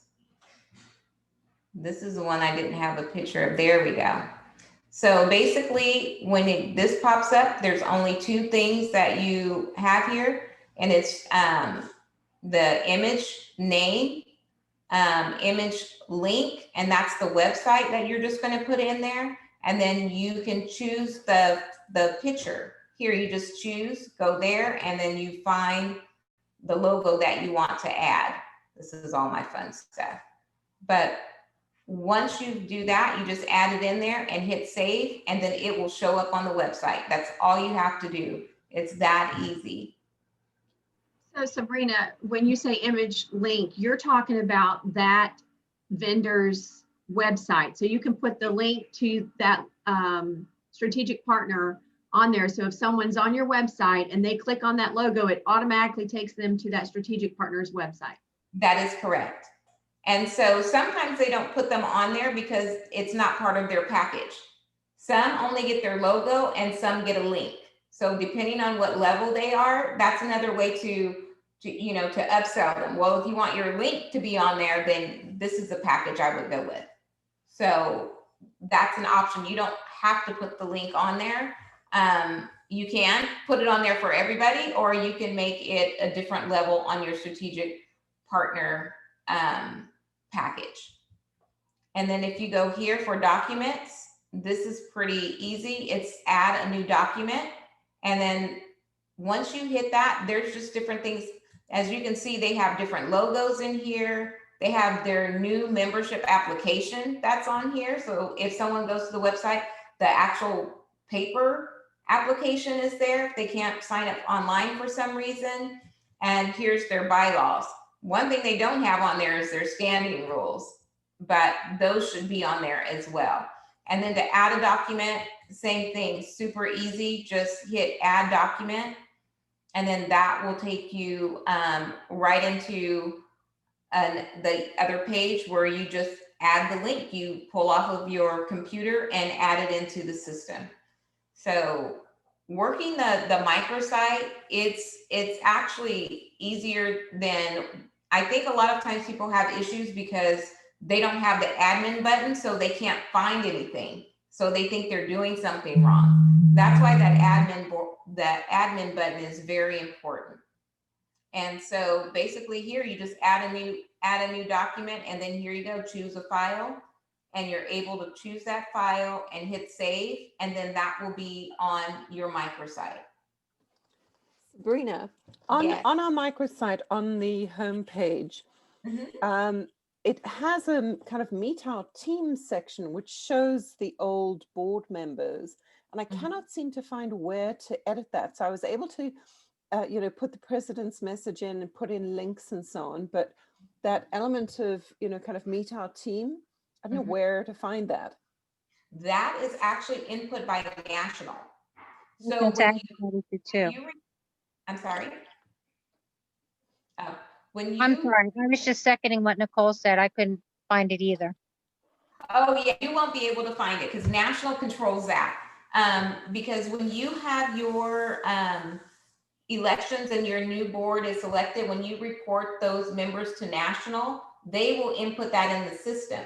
Now, if the new board members don't have set up their profiles, then their pictures aren't going to show up. So they have to set up their personal profile in order for it to show up on that page, and they have to have been reported to National as the newly elected officers. And so the 2021 team will not show up until January. Okay.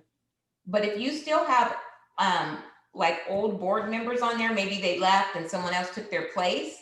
The reason that they're probably still showing is it probably was not sent to National. So whenever you have a change in leadership, it needs to be reported to national so they can update that site. And do you guys know where to go and update your leadership? While you're there, if it's not too much to ask, I mean, that'd be great. Thank you so much Yeah. for being able to easily guide us through it. You're making it seem very much easy, very easy. So much appreciated. Thank you. You're welcome. You know, and the one thing that I love about this site, honestly, is the search button. So if you hit that search button, you can type anything in there and pretty much find, find what you're looking for. They have, samples of everything in here. So if you're looking for something specific, you can find it there. Let me go back to the home page. Let me get out of this admin. You said you were going to show the leadership. I know you said the national has to change it, but you asked, do you know how to find it? Can you show that before you? Yes, I have to go back to the home page. I'm just waiting for it to change and get us there. Oh, yeah. okay. Yeah, this thing is slow today. I am so sorry. I don't know why it's so slow. I want to get us back to our It could home be page. because some of us are in there with you. Oh, I'm like, I don't know why That's this thing funny. is so slow. This is like crazy in here today. Let's see here. Local, is it national information forms? Let me see.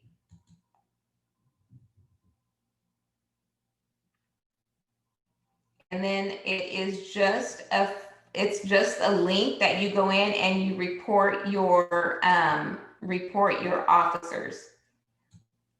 Let's see. Uh-oh.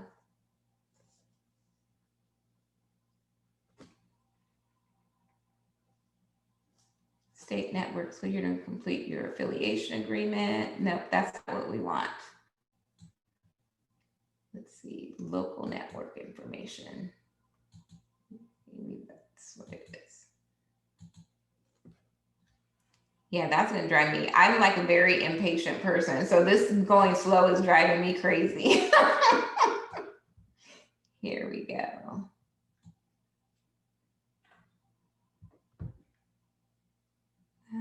Where are new job description, sample application?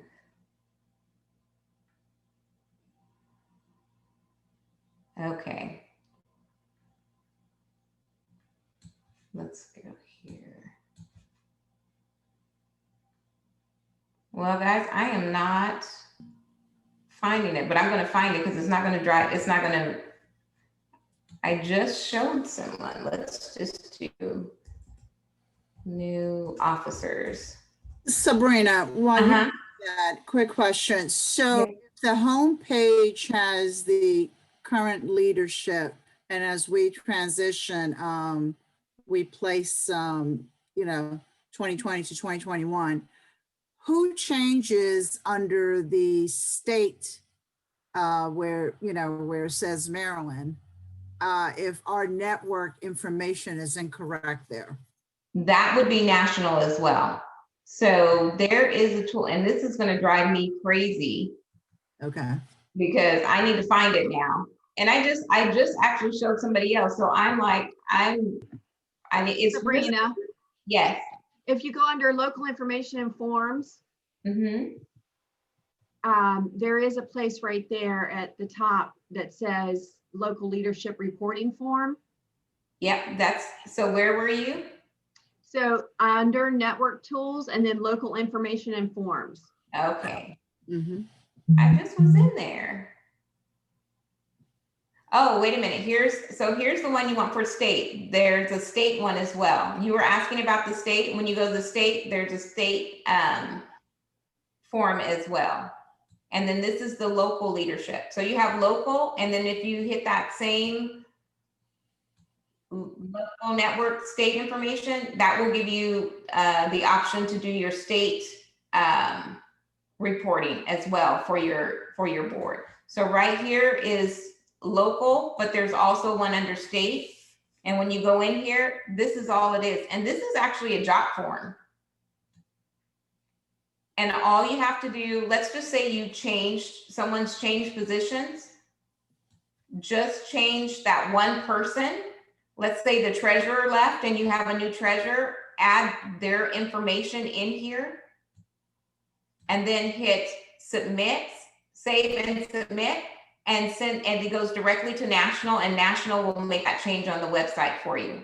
So for all of you now that have locals that are not showing up correctly, and all of you that have some that are not showing up correctly for the state, this is where you would go in and do that. And right now they have it set up under 2021. So you're probably not gonna, you would have to probably send them just an email to let them know that you sent a change just for 2020. But for 2021, if you submit everybody in here, then it will go straight to national. So So do you have to have, I'm sorry, Pamela, go ahead. do you have to have the admin training and everything before you start doing this? No, you don't have to have the training. You just have to have access. So, okay. Yeah, if you don't have access, then you won't be able to do this. But as long as you have access, you'll be able to go in and fill out these forms. Okay. Well, one of the things that they said at the microsite training was that if moving forward, if you did not take the microsite and got certified, that they wouldn't grant you access. Oh, wow. Very interesting. I didn't know that. It is a new rule. It's coming this year, Sabrina, in 2021. Oh, okay. Okay. I hadn't heard that. Yeah. And what session on the 8th, Lisa? Yes, December 8th is the second session. Okay. Yeah, and I'm going to tell you guys this, the WCR.org, there's so much information on there. I would just go in and just play around in it. When I first started, that's all I did. I didn't know any better. I actually, because we were a new network when I joined, and so everybody was new. Nobody knew anything. So I just went in there and played around in there. There's just a wealth of information in there. So I recommend you going to play in the system and just explore. I mean, you as long as you're not in there changing anything, you should be fine. But there's a lot of information in there. If you pull up the LLPM, that also has a lot of information and links in that as well. So those are things that you could look for within the microsite. Yeah, so just let me address one thing, if you will, Sabrina. So to Aurelis's question, Aurelis, the president and president-elect in the past have had access to the admin button on the microsite. Those are the only two positions that have access unless the president has requested specific access for their secretary or another person. So if in the past that president or president-elect has not uploaded the national reporting form for the incoming officers, you would not see them on your microsite. You would see past officers. So it's important. What it is, when you go into find a network and you find specifically Maryland, okay, for greater capital area, it's still showing when Sylvia Rodriguez and Q Armstrong back in the 90s were leadership. Oh, wow. Then yeah, you need to talk to for the category specifically that says Maryland. Now you have all the other sister networks, okay? Those home pages, well, for us, the homepage is correct, but there, I don't know who we go to. I had requested that from Rob, but I never got an answer. Okay, yeah, that is, and that actually, because Maryland, that's the state site. So that form that we were just in, if you go to state forms, they have that to report those state leadership there. So you should be able to put that in there. Right, and Arella, our state microsite is correct, so I'm not sure which site you're talking about because our current leadership team is on our microsite.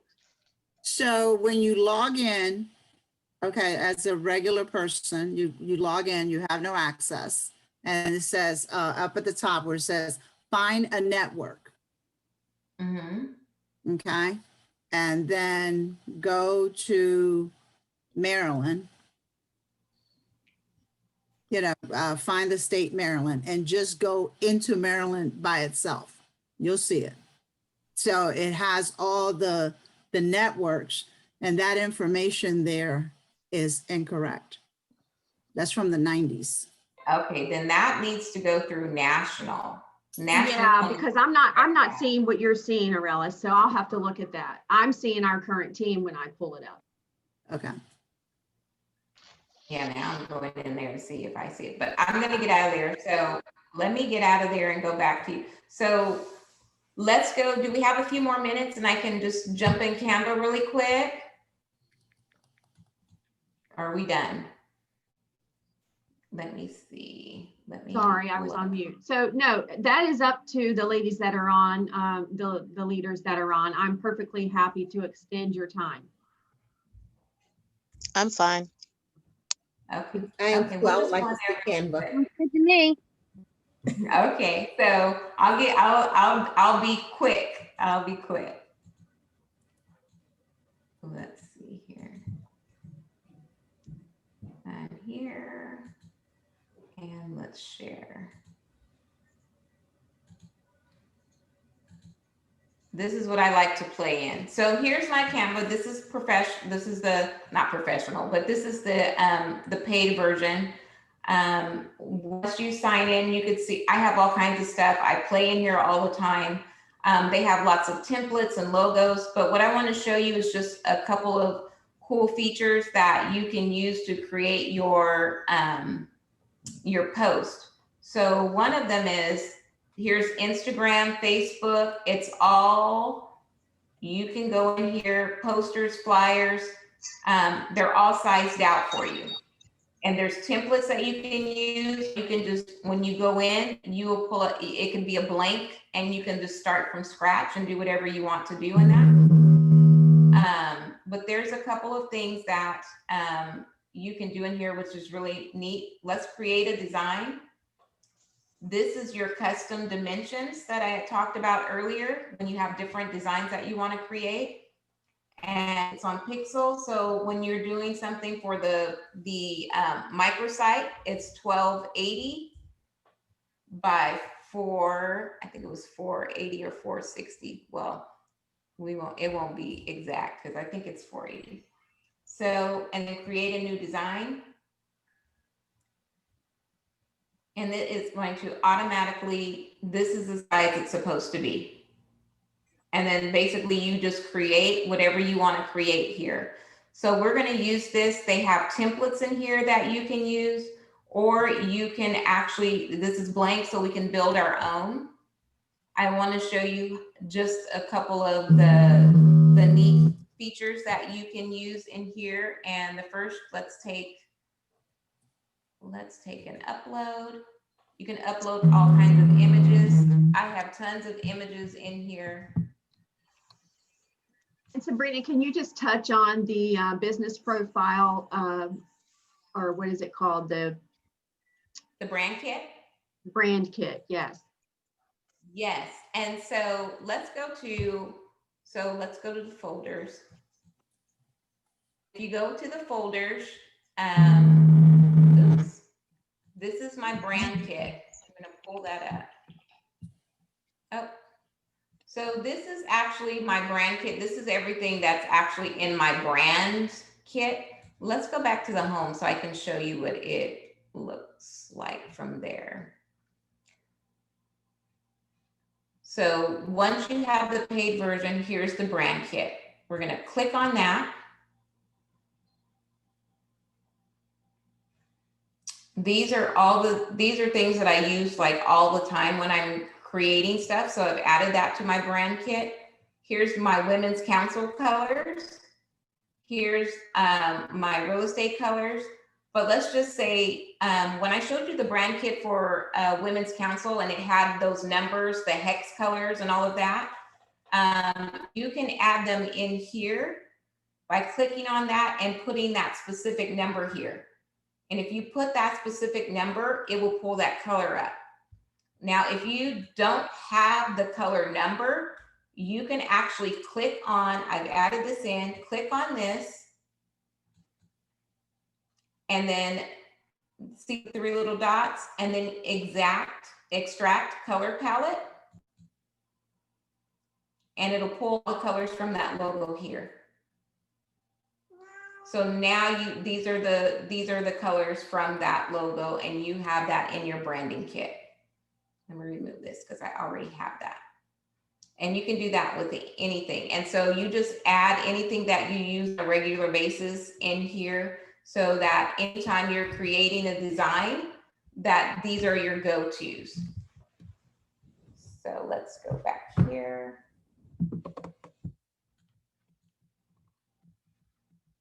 These are just some things that I've done, but let's go back and create a design, and we're going to do the custom dimensions. We're going to do that again because that's what I used earlier. But I want to show you how easy Canva is. And this right here, I want to do an upload. I want to show you how to remove a background. I'm going to find something that will be easy to remove the background. Let's take Tammy. So I have Tammy here, and then what I want to do is just hit effects and background remover.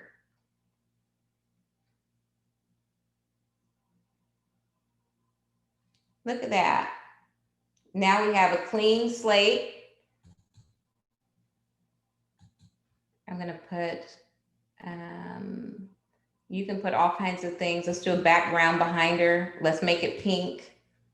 There we go. Just pop her in like that. And then just add your text, whatever text you want to add. Put Tammy in there.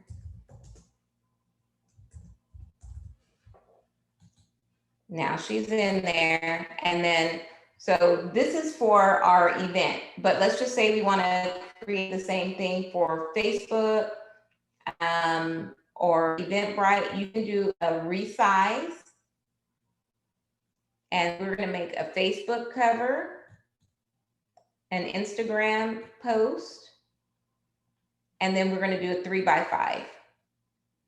You just copy and resize, so you don't have to do it multiple times. Okay, continuing. Let's see. I have a pop-up somewhere. Let's see. Always. And let's do it again. Resize.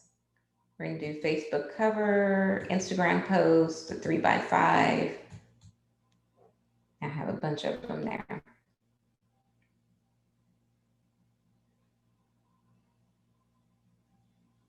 It's taking a minute to do that. I probably only should have picked 1 or 2. And Sabrina, just to clarify again, at this point, you've already uploaded your branding kit, so your fonts and colors are already in there. Yeah, fonts and colors are already in there. So this is one of the new sizes that came up. And so basically, you're not recreating it. The only thing that you're going to have to do is move stuff around to make it fit on that page. So you don't have to recreate the whole thing. You're just making it fit on the page. So make Tammy bigger on here so we can see her. And we can make her name bigger, but this is our new size. So, and then also I wanted to show you this Baker Signet. This is our Women's Council. This is our Women's Council font. So I have that in there, but that you have to download into the system. So there we go here. But it's really easy to use. And there's a bunch, you guys can't see all the other ones. Can you see this one? I skipped to a new one. It opened new pages. So you guys may not be able to see all of them, but it opened new pages for each of the sizes that I selected. And so basically, I'm not recreating anything. I'm just using the same template and I'm just moving things around to make it fit onto that size that I need, and I can save. And then also, let's go back into your folders.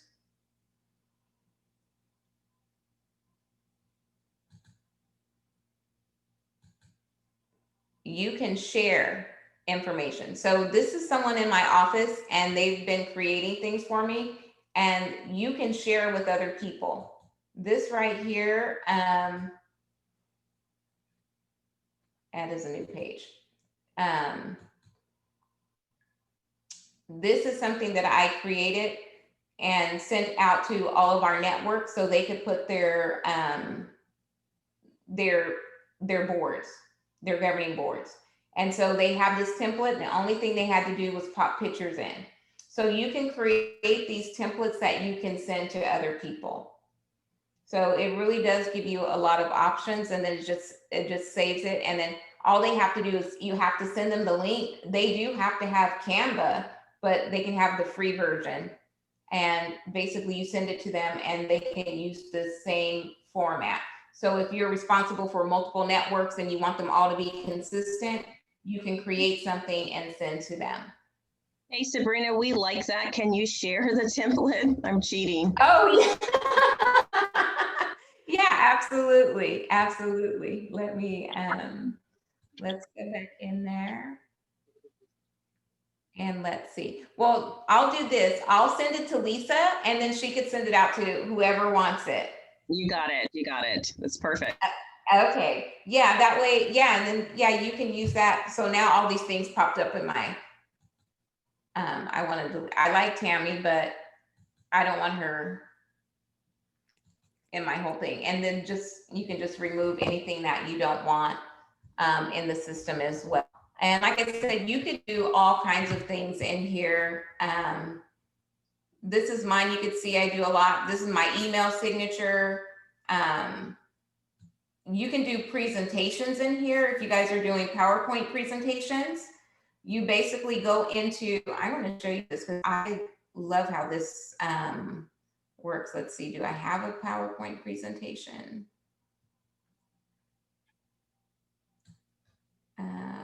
Okay, so here's a PowerPoint presentation that I did.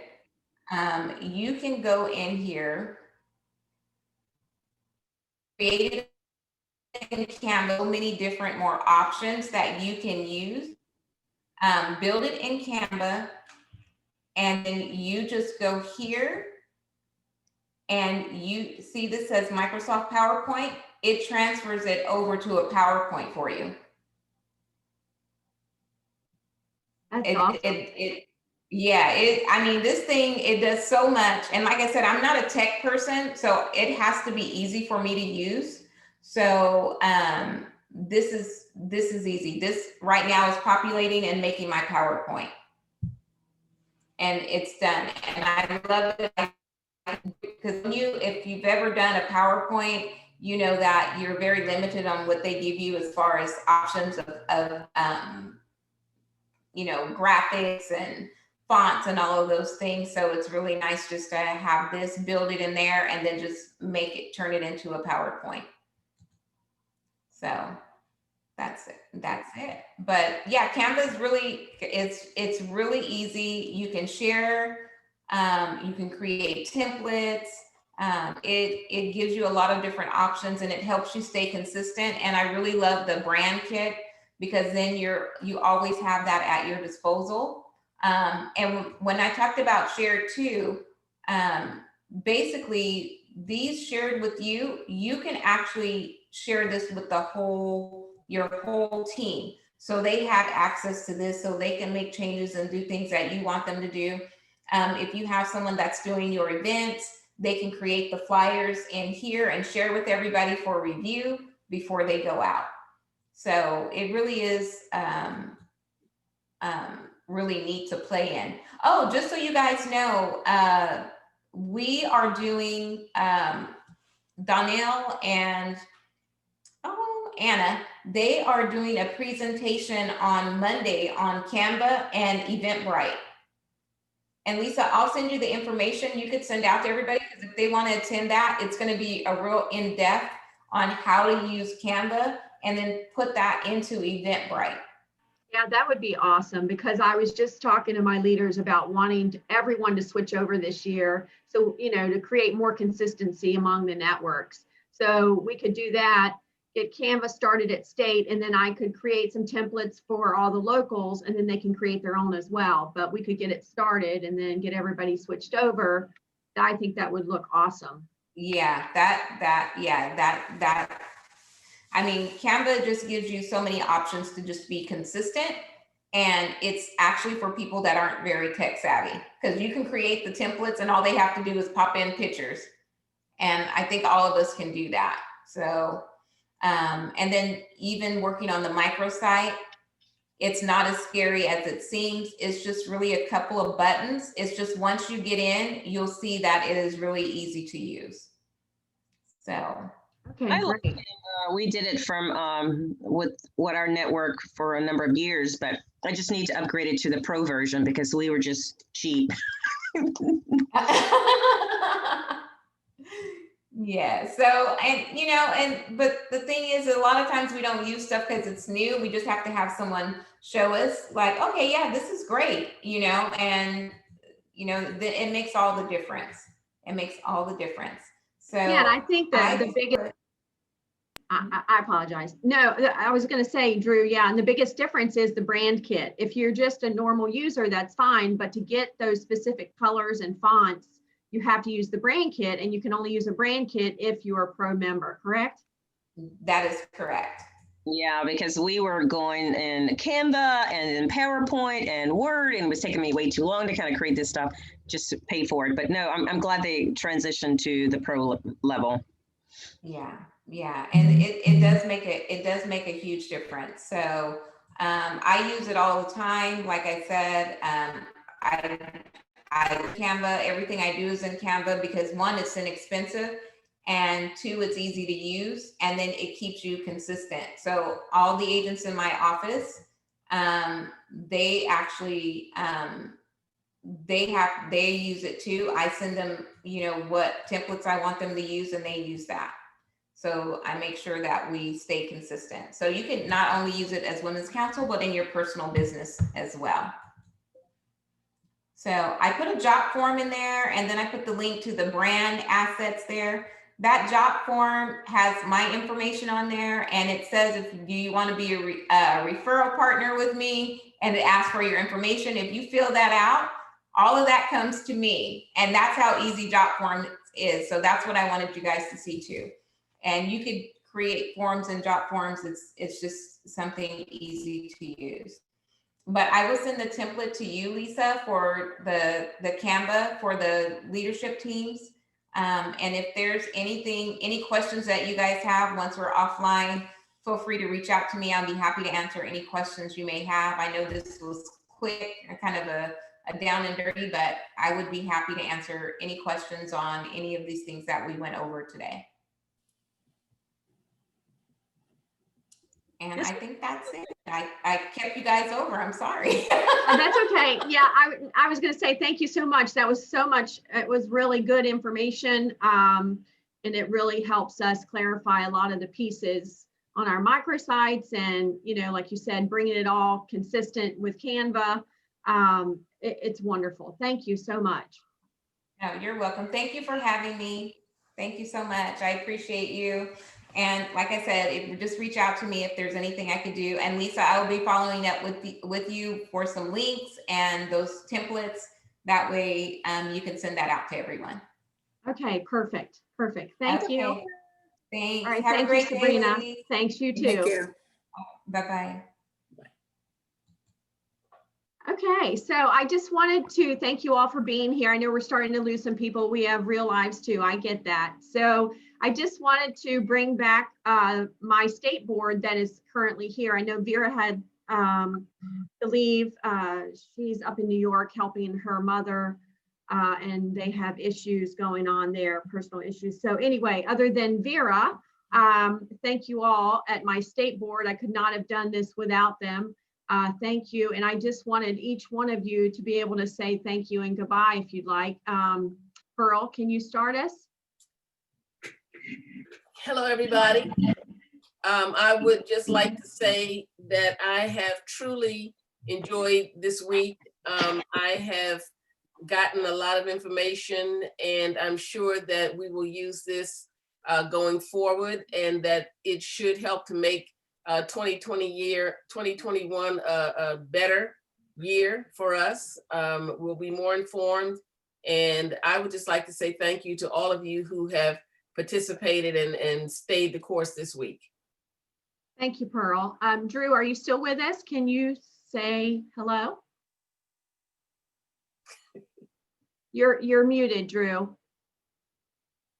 No, I said I've been here. I'm just looking a little crazy. So do not take a screenshot of this, you guys. Go ahead. The other day, and I was looking crazy. But no, I wanted to say thank you to all the networks and to the leaders. Yeah, I know we had to revolve our life around this, but it has some really great content. And so thank you guys for your participation. And, you know, certainly I'm here. I mean, I'm with Anne Arundel and with the state, and I'm here as a resource for you guys. Thanks. Thank you, Drew. And Jackie, can you say something? Jackie, you're muted. Yeah, hi. I mean, you know, we're business people, so I know it's hard to bite out such a broad segment of our work schedule, but I think it's worth it. And this kind of sets the tone for what happened in the 2021 year moving forward. So I think if we're all on the same page and we work to fuel this network, we'll all benefit from our Maryland State network. So good luck in 2021, and we're all here as a resource for you, so call on us. Thank you, ladies. All right, did I miss anyone? I know Sandra was here, but she's also doing another meeting as well. So I just wanted to say thank you to Sandra for her leadership, and then moving forward with the new team. I really appreciate all of you and all the hard work that everyone's done to help out this week. We could not have put it together without you. It's been a great week, like Jackie said, with a lot of information. We are here for you. I want to support you this year. Our team wants to support you. And I will see you guys. I'm going to send out everything to you by next week, and then we'll see you in January for our first governing board meeting. All right, so have a great weekend, ladies, and thank you. Thank so you much. all. See you guys. Lots of good information. Thank you. Lisa. Thank you. Thanks for your hard work, Lisa. Thank you, everybody. Thank Have a good you for the weekend. information. Thank you, guys. Bye. Bye. Bye.